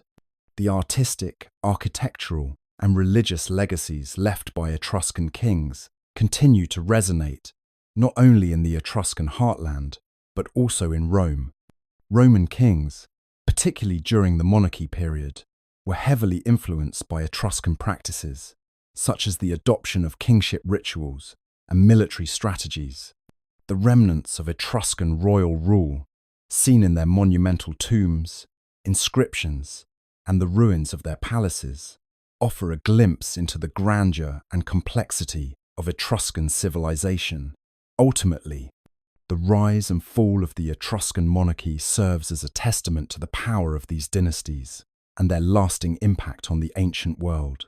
The Etruscan warrior culture was one of the cornerstones of their civilization, shaping not only their city-states' military strength, but also their interactions with other Mediterranean societies. Etruscan warriors were renowned for their skill, discipline, and distinctive fighting techniques, which made them formidable opponents on the battlefield. From their early city-state days, military prowess was closely intertwined with Etruscan identity, as the warriors who fought to defend their cities also carried with them the pride of their people. One of the most distinctive aspects of the Etruscan warrior culture was their emphasis on heavily armoured soldiers, equipped with bronze helmets, shields, and weapons. Their armour was designed not only for protection, but to project power and intimidation. The Etruscan warriors were often depicted in their art as proud, imposing figures, wielding large shields and spears, or swords known as kopis, which were curved and designed for slashing rather than thrusting. Their distinctive weapons and armour would go on to influence the development of Roman military gear, where the use of bronze helmets, shields, and short swords became central to Roman soldiers' success. Etruscan warriors were known for their highly organised military formations, which emphasised both individual skill and unit cohesion. Their armies often consisted of a mix of infantry and cavalry, with cavalry units playing a crucial role in securing victories. The Etruscans were one of the first Mediterranean cultures to effectively utilise chariots in battle. Their chariot warriors were elite fighters, swift and precise, often used for flanking and harassing enemy lines. This use of cavalry and chariots would leave a lasting mark on the military strategies of later cultures, including the Romans. The Etruscans were also deeply influenced by the military traditions of their Greek neighbours, but they adapted these tactics to suit their own needs. They were quick to incorporate Greek mercenaries into their forces, learning new techniques in battle while simultaneously adding their own innovations. This blending of cultures resulted in an impressive, multifaceted military that could adapt to the changing dynamics of Mediterranean warfare. Etruscan warriors often fought as part of larger coalitions with other Italic tribes, and their influence spread as they helped to shape the military development of other ancient societies. Their warrior culture and influence extended far beyond their borders, especially to Rome. The early Romans were heavily influenced by Etruscan military strategies, particularly their use of the phalanx formation and the adoption of their weapons and armour. The Roman legions, which would dominate the ancient world, were initially modelled after the Etruscan army. Even the famous Roman gladiatorial games were inspired by Etruscan funeral rituals, where warriors fought as part of rites dedicated to the dead. Despite their military success, the Etruscans eventually faced increasing pressure from the expanding Roman Republic, whose own military culture would outpace that of the Etruscans. Nevertheless, the legacy of the Etruscan warrior culture lived on in the foundations they laid for subsequent Mediterranean armies. Their emphasis on discipline, strategy, and the effective use of various military units would continue to shape the military traditions of later civilizations, especially Rome, for centuries to come. The Etruscans, situated in the heart of the Mediterranean world, played a crucial role in the vast trade network that spanned the ancient world. Their geographic location, between the Greek colonies in the south, the Phoenician cities to the west, and the expanding Roman influence to the south, made them central figures in the exchange of goods, ideas, and cultural practices. This strategic position facilitated the Etruscans' interactions with some of the most powerful and influential civilizations of the ancient world, including the Celts and the Phoenicians. The relationship between the Etruscans and the Phoenicians was marked by deep economic and cultural exchanges. As skilled sailors and merchants, the Phoenicians had established colonies along the Mediterranean coast, particularly in Carthage and Sicily, and they traded extensively with the Etruscans. These interactions led to the sharing of resources such as tin, silver, and luxury goods, which were highly valued in both Phoenician and Etruscan societies. The Phoenicians, known for their craftsmanship in glass and purple dye, greatly influenced Etruscan art and technology, particularly in the realm of pottery and metalworking.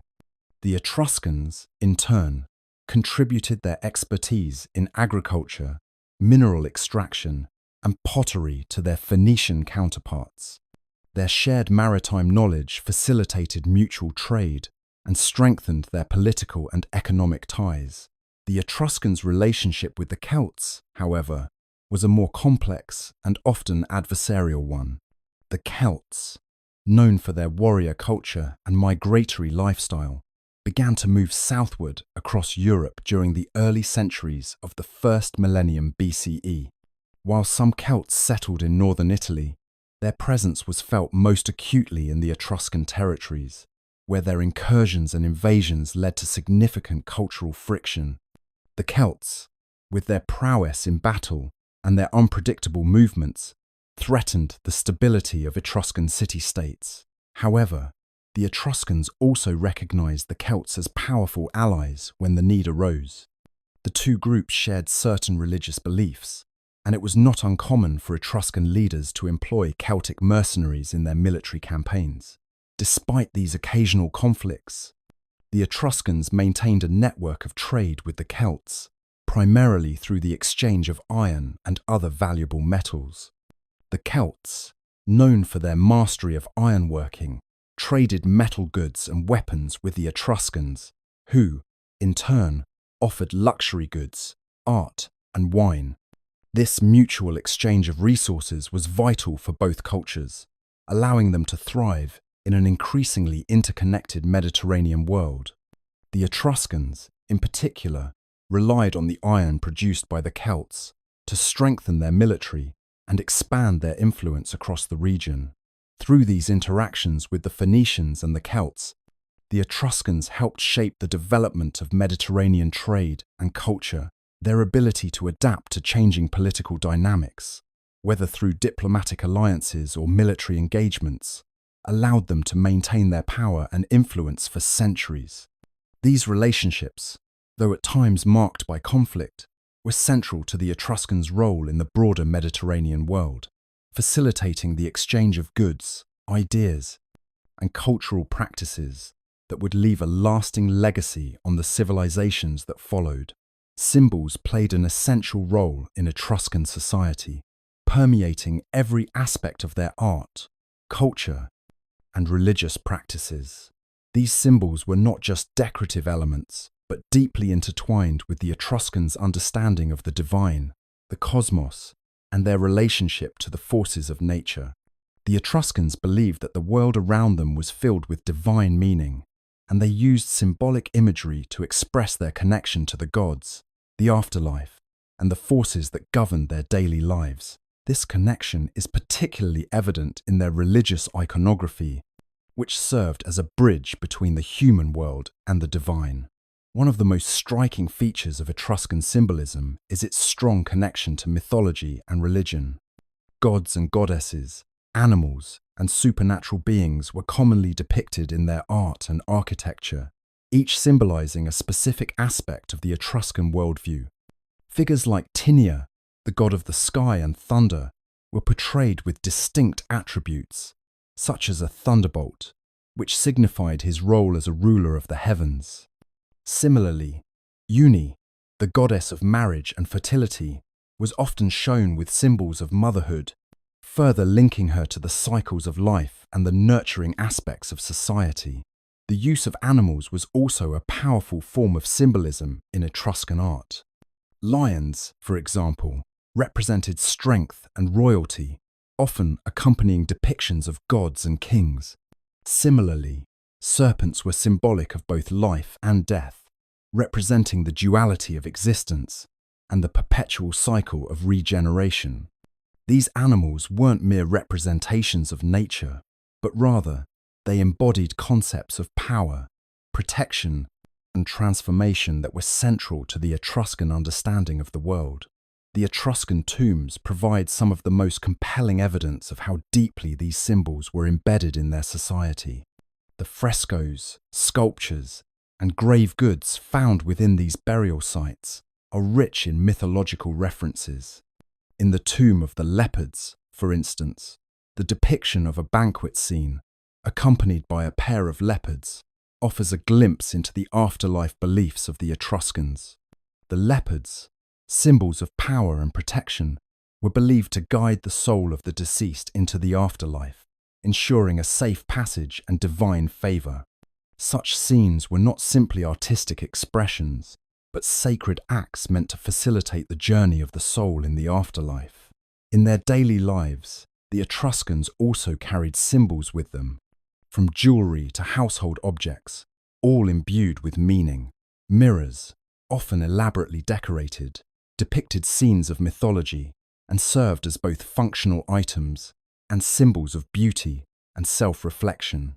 Etruscan bronze mirrors, engraved with images of gods, goddesses, and mythological creatures, were a frequent possession of the elite and often buried with them as part of their funerary practices. These objects weren't just for aesthetic purposes, but were meant to connect the living to the divine world, providing protection, guidance, and a constant reminder of the gods' presence in their lives. Through the power of symbols, the Etruscans were able to navigate the complexities of life, death, and the divine. These symbols, rich with meaning and significance, allowed them to express their beliefs, their culture, and their connection to the gods in a way that transcended words, becoming an essential part of the Etruscan legacy that would echo through the ages. The decline of the Etruscan civilization was a gradual process shaped by a variety of internal and external factors, each contributing to the eventual downfall of a once prosperous and influential society. While the Etruscans had long been a dominant force in the Mediterranean world, their civilization began to falter as political, military, and cultural shifts affected their ability to maintain their power and unity. Internally, one of the key factors in the decline was the fragmentation of the Etruscan city-states. Unlike the centralized power structures of other Mediterranean civilizations, the Etruscans operated through a loose federation of independent city-states, each with its own governance, military, and economic interests.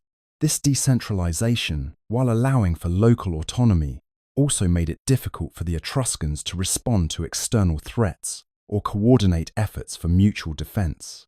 As individual city-states pursued their own agendas, their collective strength weakened, and rivalries between cities created further divisions. This fragmentation left the Etruscans vulnerable to outside invaders, as they lacked the political cohesion needed to mount a united defense. Externally, the growing power of the Roman Republic posed the most significant challenge to the Etruscans. As Rome expanded its influence throughout central Italy, it came into direct conflict with the Etruscan city-states. The Romans, with their highly organized military and strategic vision, were able to conquer and absorb Etruscan territory over time. The Etruscans' military tactics, once feared and respected across the Mediterranean, were increasingly outmatched by the Romans' disciplined legions and innovative warfare strategies. Additionally, the Romans' ability to form alliances with other neighboring tribes and cities further weakened the Etruscans' position. As their former allies turned against them, the Etruscans also faced pressure from other external forces, such as the Gauls, who invaded from the north and further destabilized the region. These invasions, coupled with the growing dominance of Rome, made it increasingly difficult for the Etruscans to maintain control over their territory. In the wake of these defeats, Many Etruscan cities were sacked, and their populations either killed or dispersed. The once great cities of Veii, Tarquinia, and others saw their power and influence diminished as Roman conquest spread. Another factor contributing to the Etruscan decline was the loss of cultural and religious cohesion. As Roman influence grew, so did the assimilation of Etruscan customs, art, and religious practices into Roman society. The Etruscans, whose religious and cultural identity had been rooted in their unique pantheon of gods and rituals, found themselves increasingly overshadowed by Roman traditions. With the fall of their political power, their cultural and religious systems were gradually subsumed by the expanding Roman Empire. By the time of the Romans' complete conquest of the Etruscan territories in the early 2nd century BCE, the once vibrant civilization had been reduced to a mere shadow of its former self. The Etruscans' decline was not due to a single cause, but rather a combination of internal fragmentation, external invasion, and the unstoppable rise of Rome. The consequences were far-reaching.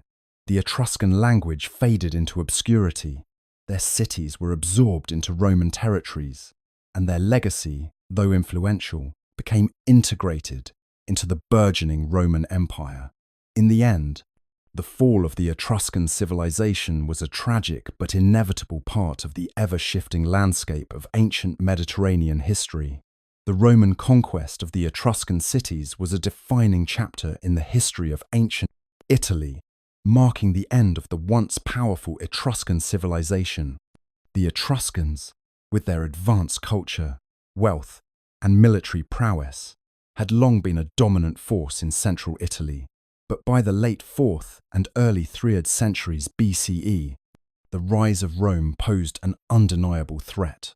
The Etruscan city-states, though formidable, were fragmented, each operating independently with its own political and military interests.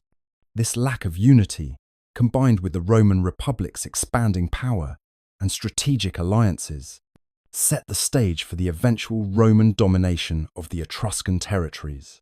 Rome's path to conquering the Etruscans began with its expansionist ambitions, fueled by its desire for land, resources, and military dominance.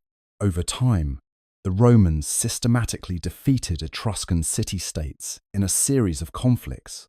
Veii, one of the most powerful and wealthy Etruscan cities, fell in 396 BCE after a long and grueling siege.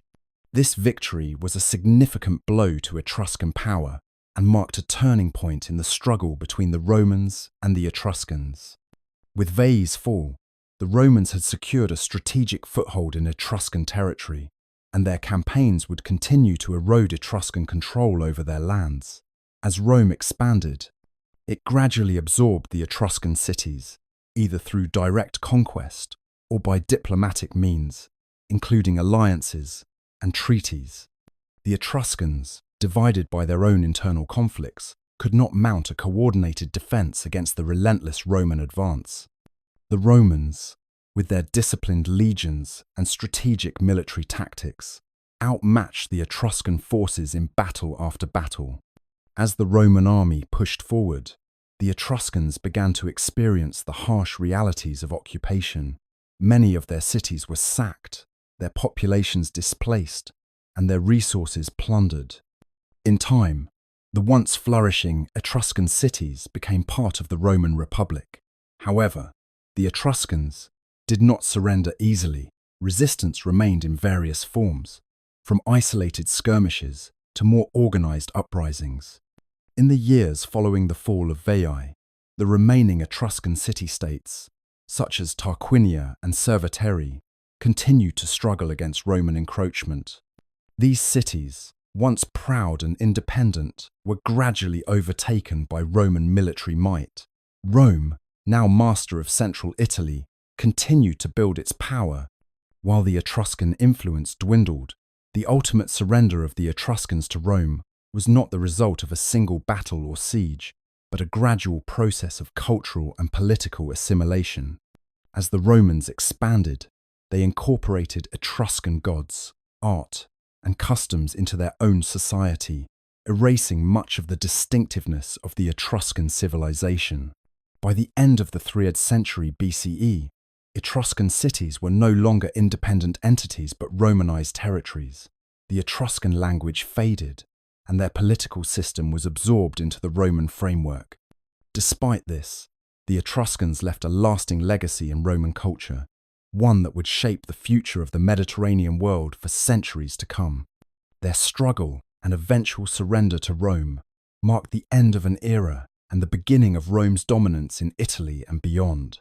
Despite the fall of their city-states and the eventual Roman conquest, Etruscan culture did not vanish entirely. In fact, many aspects of Etruscan traditions, customs, and practices survived and were incorporated into Roman society, leaving an enduring imprint on Roman culture. This cultural assimilation was not a simple act of subjugation, but a complex process of adaptation, where Etruscan art, religion, and social practices were integrated into the Roman world, often blending with existing Roman traditions. The Etruscans' influence on Roman art was profound, especially in the realms of sculpture and frescoes. Etruscan artists, renowned for their detailed and colourful frescoes in tombs, contributed significantly to the development of Roman portraiture and the decorative arts. The Romans adopted the Etruscan skill in creating lifelike portraits, which would later become a hallmark of Roman art. Similarly, Etruscan burial practices, especially the use of painted tombs to depict everyday life and mythological scenes, left a lasting impact on Roman funerary art, which would continue to honour the dead with elaborate burial rites and artistic depictions. In the realm of religion, Etruscan deities and religious practices deeply influenced Roman beliefs. Roman religion borrowed heavily from the Etruscans, particularly in the area of augury and omens. The practice of interpreting the will of the gods by studying the flight patterns of birds, known as augury, was adopted by the Romans directly from the Etruscans. The Etruscan belief in divine intervention through signs in nature became ingrained in Roman religious practices, with Roman priests, or augurs, using similar methods to predict the future and guide political decisions. Etruscan gods, such as Tinia, the god of the sky, and other deities found their way into the Roman pantheon, often under new names and roles, thus ensuring their continued veneration within Roman society. Etruscan social structures and their complex system of governance also left their mark on Roman society. Though the Romans eventually moved toward a republic, elements of Etruscan monarchical traditions lingered in Roman governance. The early kings of Rome, such as the Tarquins, were of Etruscan descent, and their rule was marked by the continuation of certain Etruscan practices, particularly in military organization and statecraft. Even after the establishment of the Roman Republic, many aspects of Etruscan royal governance, such as religious and military rituals, were preserved and adapted. The Etruscan contribution to Roman architecture was no less significant. The Romans adopted the Etruscan technique of arch construction, which would later revolutionize Roman engineering and architecture. The use of the arch in bridges, aqueducts, and buildings like the Colosseum owes much to Etruscan innovation. The influence of Etruscan building styles is also evident in early Roman temples, with their raised platforms and deep porches, a distinctive feature of Etruscan architecture that the Romans carried forward. In the social sphere, Etruscan women enjoyed a greater degree of independence and influence compared to their Roman counterparts. While Roman women eventually gained some rights in marriage and property, they never enjoyed the level of social standing that Etruscan women had. Etruscan women were often depicted in art as equal participants in public and religious life, an idea that subtly influenced Roman attitudes toward women, even if the Romans did not fully adopt these customs. In these ways, Etruscan culture was not simply absorbed into Rome, but continued to influence and shape the very fabric of Roman society, leaving behind a legacy that resonated throughout the history of the Roman Empire. Even as Rome's power grew, the cultural contributions of the Etruscans remained integral, providing the foundation upon which the Romans would build their empire. The influence of Etruscan religion on Roman culture endured long after the fall of Etruscan city-states, subtly woven into the fabric of Roman religious practices and beliefs. The Romans, adept at absorbing and adapting foreign customs, found much to value in the religious systems of their Etruscan neighbours. Despite their military conquest, Etruscan religious traditions continued to thrive within the Roman Empire, though often under new names and with evolving meanings. One of the most prominent aspects of Etruscan religion that survived in Rome was the practice of augury, the interpretation of signs and omens, particularly through the observation of birds. The Etruscans had perfected this method of divination, believing that the gods communicated their will through the natural world. Romans adopted this practice wholeheartedly, with augurs playing an essential role in Roman society. Public decisions, from military campaigns to political appointments, were often guided by the will of the gods, as interpreted by these diviners. The Etruscans' belief in the power of omens and the sacred duty of those able to interpret them thus found a permanent place within Roman statecraft and religion. Etruscan gods, too, were incorporated into the Roman pantheon. While the Romans initially maintained their own set of deities, they were quick to assimilate gods from the Etruscan religion, adapting their roles and attributes to fit within Roman belief systems. Tinia, the Etruscan sky god, became Jupiter, the king of the Roman gods. Similarly, the Etruscan goddess Uni was transformed into Juno, the Roman queen of the gods. These deities, though reinterpreted in Roman terms, retained much of their original power and importance, and their worship continued to shape Roman religious practice. The religious rituals associated with these gods also made their way into Roman life. Etruscan priestly practices, particularly those involving sacred rites to honor the gods and ensure their favor, were integrated into Roman ceremonies. The Romans borrowed heavily from Etruscan rituals, including the use of animal sacrifices, offerings, and the consultation of oracles. These ceremonies, once a hallmark of Etruscan religious life, found a new home in the Roman calendar, where they became integral to Roman public and private religious observance. The Etruscan influence was not limited to the gods themselves.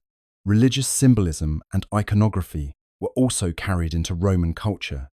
Etruscan temples, known for their distinct architectural features, set the stage for Roman temple design, particularly the raised platform and deep porch. The Etruscan belief in the power of the divine, represented through statues and sacred objects, also found expression in Roman religious art and architecture. In this way, Etruscan religion survived, not as a separate entity, but as a foundational element of Roman spirituality. The gods and rituals that had been central to Etruscan culture became part of the broader Roman religious landscape, shaping the empire's spiritual and political life for centuries to come. Through this ongoing interaction, Etruscan religious practices left an indelible mark on Roman culture, continuing to influence the spiritual life of the empire long after the Etruscan civilization itself had faded from the historical stage. The legacy of Etruscan art had a profound impact on Roman artistic development, shaping the visual culture of ancient Rome for centuries. As the Romans absorbed the Etruscan territories, they did not merely conquer their land, they also inherited and adapted a wealth of artistic techniques and styles. Etruscan art, with its vivid colours, elegant forms, and intricate details, found its way into Roman sculpture, painting, and architecture, laying the groundwork for many aspects of Roman artistic tradition. In sculpture, the Etruscans were known for their skill in creating lifelike portraits and religious figures. Their sculptors had mastered the art of rendering both human emotion and divine power, crafting statues that conveyed a strong sense of presence and vitality. The Romans, whose early sculptures were heavily influenced by Etruscan works, adopted and expanded upon these traditions. Roman portraiture in particular, was deeply indebted to Etruscan models, with an emphasis on realistic and detailed representations of individuals.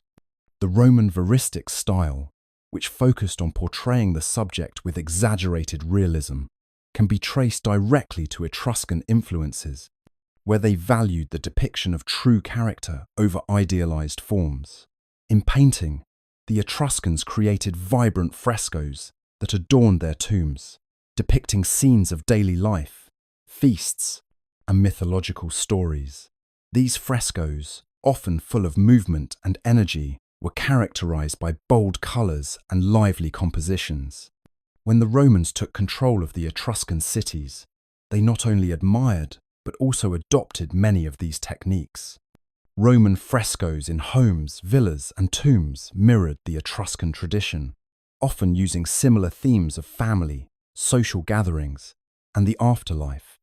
The Romans, however, would go on to refine these techniques, leading to the development of what we recognize as the Roman fresco style, which would become iconic in Roman villa decorations across the empire. Etruscan architecture, too, left its mark on Roman buildings. The Etruscans were pioneers in the use of the arch and the vault, architectural innovations that would later become fundamental to Roman engineering. Roman builders learned much from Etruscan construction techniques, particularly the use of arches in bridges, aqueducts, and monumental structures like the Colosseum, while the Romans refined these structures and took them to new heights of grandeur. It was the Etruscans who first demonstrated how to integrate arches and vaults into large-scale buildings, something the Romans would later perfect. Additionally, the Etruscans' religious architecture, such as their elaborate temples, influenced Roman temple designs. Etruscan temples were elevated on a high podium with a deep porch, a design that the Romans adopted and adapted for their own temples, most notably in their iconic temples to Jupiter, Mars, and other gods. The layout and proportions of Roman temples would bear the unmistakable imprint of Etruscan precedents. Thus, while the Romans eventually developed their own distinctive artistic identity, it was the Etruscan influence that shaped the early stages of Roman art, leaving an enduring legacy in sculpture, painting, and architecture that continued to define the aesthetic sensibilities of the empire for centuries. The Etruscans may have faded from history, but their contributions to Roman culture are evident in the very foundations of Roman art and architectural achievement. The Etruscan language, once a cornerstone of the Etruscan civilization, has become one of history's most intriguing linguistic mysteries. Unlike other ancient languages that have left behind extensive written records, Etruscan's absence from the historical narrative has left scholars scrambling to piece together fragments of its once vibrant tongue. The language's final disappearance came with the fall of the Etruscan cities and their assimilation into Roman society. As the Romans rose to power, Latin slowly supplanted Etruscan in both everyday speech and official discourse, and by the end of the Roman Republic, the Etruscan language had largely faded from use. Despite this, the Etruscan language did not vanish without a trace. Several inscriptions, primarily found on tombs, pottery, and religious artifacts, survive today. These written records offer tantalizing glimpses into the structure and vocabulary of the language. However, the meaning of these inscriptions remains largely inaccessible, as the Etruscan language is not related to any known language family, making translation a daunting challenge for linguists. Unlike Greek or Latin, which influenced and shaped later languages, Etruscan stands apart, without any clear connection to other ancient tongues. Efforts to decipher Etruscan have spanned centuries, but much of the language remains an enigma. Early scholars attempted to make sense of Etruscan inscriptions by comparing them with known languages, especially Greek and Latin, but these efforts were largely unsuccessful. The lack of a bilingual text, like the Rosetta Stone for Egyptian hieroglyphs, made it difficult to establish a reliable system of translation. One of the most significant attempts to decode the language came in the 19th and 20th centuries, When scholars like the German linguist Hans Kramer and the Italian scholar Massimo Pallottino try to analyze the existing inscriptions through a more systematic approach. However, despite their efforts, a full understanding of Etruscan grammar, syntax, and meaning continues to elude us. Today, scholars continue to study the surviving inscriptions. Though their progress is slow and often incremental, the most significant breakthroughs in Etruscan linguistics have come from the identification of recurring patterns in the inscriptions, some of which suggest possible roots or cognates with other languages in the Mediterranean region, such as Indo-European tongues. Yet, these findings remain fragmentary at best. The Etruscan alphabet, derived from the Greek alphabet, provides some clues to pronunciation, but without a clear understanding of the language's rules and structure, these insights offer limited help. The final disappearance of the Etruscan language, however, does not diminish its cultural significance. Even in the absence of a comprehensive understanding of the language, the Etruscan people's contributions to Roman society and beyond are undeniable. While we may never fully unlock the mysteries of their language, the remnants of their words, scattered across the ancient world, continue to fascinate historians and linguists alike, serving as a silent witness to a civilization that once flourished at the heart of the Mediterranean. The Etruscans may have vanished as a distinct political entity long ago, but their legacy endures deeply in modern Italy, woven into the very fabric of its culture, art, and architecture. Their influence, though often overshadowed by the dominance of the Roman Empire, remains a foundational part of Italy's cultural heritage. In the rolling hills of Tuscany, Lazio, and Umbria, the heart of ancient Etruria, modern Italians continue to live amid the vestiges of the civilization that once shaped the landscape. One of the most tangible legacies of the Etruscans is their profound influence on architecture. The Etruscan city planning style, characterized by a grid layout and the use of arched and vaulted structures, laid the groundwork for the architectural innovations that the Romans would later perfect. The Romans adopted the Etruscan arch, which revolutionized their engineering, allowing them to build expansive bridges, aqueducts, and monumental structures like the Colosseum. The Etruscan use of the arch was transformative, enabling the construction of durable and aesthetically pleasing buildings that would influence Roman and later European architecture. Today, remnants of ancient Etruscan cities, such as the well-preserved tombs in Tarquinia or Cerveteri, continue to offer a glimpse into their advanced building techniques, with painted frescoes and stone reliefs that tell the story of an ancient civilization that understood both form and function. The Etruscan influence on Italian culture extends to the art world as well. The Etruscans were masters of metalworking, pottery, and fresco painting. Their vibrant, often mysterious art served not only as a form of expression, but also as a medium to communicate with the divine, and elements of this artistry can still be seen in Italy's art today. The intricate metalwork, including jewelry and weaponry, continues to inspire Italian artisans, while the Etruscan penchant for frescoes in tombs has a direct influence on later Italian painting traditions, particularly in the Renaissance. The sense of colour, line, and symbolism in Etruscan art can be observed in the works of Italian masters like Raphael and Leonardo da Vinci, who carried forward elements of the Etruscan visual language in their own innovations. In the realm of religion, much of the Roman pantheon of gods and goddesses owes its roots to Etruscan divinities. The Etruscan practice of augury, the interpretation of omens, was absorbed into Roman culture, becoming a central aspect of their religious and political life. Modern Italians still observe some of these ancient traditions, particularly in the form of festivals that draw on both Roman and Etruscan rituals. For instance, the Etruscan religious belief in the afterlife influenced Roman funerary practices, which in turn contributed to the development of Catholic liturgy and rites in the Christian tradition. Even today, the modern Italian landscape is dotted with reminders of the Etruscan civilization. Archaeological sites like the necropolis of Monterosi in Tarquinia or the ruins of Veii attract millions of visitors who come to witness the tangible remnants of a people who shaped much of what would later become the foundation of Roman civilization. The Etruscans, though long gone, left an indelible mark on Italy, their culture and their influence continuing to resonate in the very DNA of Italian life. The Etruscan civilization, while often overshadowed by the rise of Rome, holds a foundational place in the history of Western culture. Their influence, subtle yet profound, shaped the trajectory of European development, leaving an indelible mark on many aspects of society, politics, and culture that resonate to this day.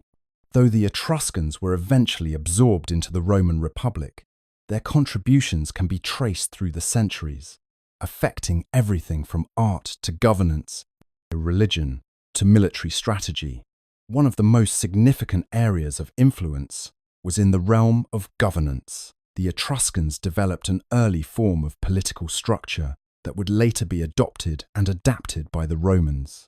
Their system of city-states, each governed by a king or ruling family, laid the groundwork for Roman political institutions, particularly the transition from monarchy to republic. The idea of elected officials, as well as the role of the Senate in governance, can be traced back to Etruscan practices. Their religious and political leaders often held significant sway in public life, an influence that shaped Roman ideas about the relationship between politics and religion. In military terms, the Etruscans were pioneers in warfare, and many of their innovations would influence not only Rome, but the broader Mediterranean world. They were among the first to develop advanced military tactics and formations, including the use of heavily armored infantry and organized cavalry. The Romans would later adopt these methods, refining them into the legions that would dominate the ancient world. The Etruscan military also left its mark on Roman architectural developments, with fortifications and defensive strategies that would be perfected in the Roman Empire. Culturally, the Etruscans left behind an enduring legacy of art, craftsmanship, and architectural styles. Their mastery in metalworking, pottery, and fresco painting had a lasting impact on later European art forms. The Etruscan use of the arch, a key architectural innovation, was adopted by the Romans, whose buildings and infrastructure would shape the development of the Western world for centuries. Their decorative motifs and their reverence for the divine in art were absorbed into Roman culture and further evolved in later European artistic traditions. The Etruscans also played a crucial role in the development of Roman religion. Their pantheon of gods and their practices of augury, divination, and ritual sacrifice were woven into the fabric of Roman religious life. Even the Romans' adoption of the gods, festivals, and customs of their Etruscan predecessors speaks to the latter's influence on Western religious thought and practice. The Etruscan reverence for the afterlife, for example, would go on to influence Roman burial rites, which in turn had a lasting impact on European mortuary traditions. Today, the echoes of Etruscan civilization are still visible in modern Western culture, from the political systems that trace their roots to Etruscan city-state governance, to the artistic and architectural styles that continue to shape Europe's landscapes. The Etruscans played an essential role in the early development of Western civilization. Their legacy is not always immediately obvious, but it is undeniably present in the structures and traditions that continue to define modern Europe. The Etruscans, though long absorbed into the Roman Empire and overshadowed by the rise of Rome, continue to cast an enduring shadow over the modern world. Their culture, achievements, and ideas were fundamental to the development of Western civilization, and even today, echoes of their legacy can be found in many aspects of our daily lives. The art they created, the governance systems they introduced, and the religious practices they established have all contributed to the shaping of modern culture, though their civilization itself remains shrouded in the mists of time. The Etruscan influence is most visible in the art and architecture that have transcended generations. Their mastery of fresco painting, metalworking, and pottery set a standard that would be adopted and refined by the Romans and later generations. The Etruscan arch, one of their key architectural innovations, became a hallmark of Roman architecture and remains a crucial element in the buildings and structures that continue to define modern cities across Europe. This simple yet powerful design continues to inspire architects and engineers today, a testament to the lasting ingenuity of the Etruscans. In governance, the Etruscans laid the foundation for political systems that would influence the Roman Republic and, by extension, the modern political world. The idea of elected officials, councils, and assemblies, though refined by the Romans, finds its roots in the practices of Etruscan city-states. The early Roman Senate, composed of aristocrats who advised the king, mirrored the Etruscan political structure. These developments helped shape the rise of democratic principles that would eventually be seen in modern Western governments. Religiously, the Etruscans left an indelible mark on the Roman world and, by extension, on later European religious traditions. Many of the gods and rituals practiced by the Etruscans were incorporated into Roman life, influencing the structure of the Roman pantheon and the practices of augury and divination that would continue throughout the Roman Empire. The Etruscan emphasis on the afterlife and ritual sacrifice also shaped Roman burial customs, which in turn influenced European mortuary practices for centuries. Perhaps most poignantly, the Etruscan language, though largely lost to history, still captures the imagination of modern scholars. Despite the challenges in deciphering the written remnants of their language, the effort to unlock the mysteries of the Etruscan script continues to this day. While we may never fully understand the intricacies of their language, the artifacts and inscriptions they left behind offer a tantalizing glimpse into a culture that contributed much to the world that followed. The eternal echo of the Etruscans is not confined to the pages of ancient history. Their contributions have endured through the ages, shaping the very foundations of the Western world. From the structures that house our cities to the ways in which we govern ourselves, the Etruscan influence is ever present, a silent testament to a civilization that, while no longer here, still guides and inspires us today. Their legacy, though scattered and fragmented, remains an integral part of our shared history, continuing to resonate in the modern world.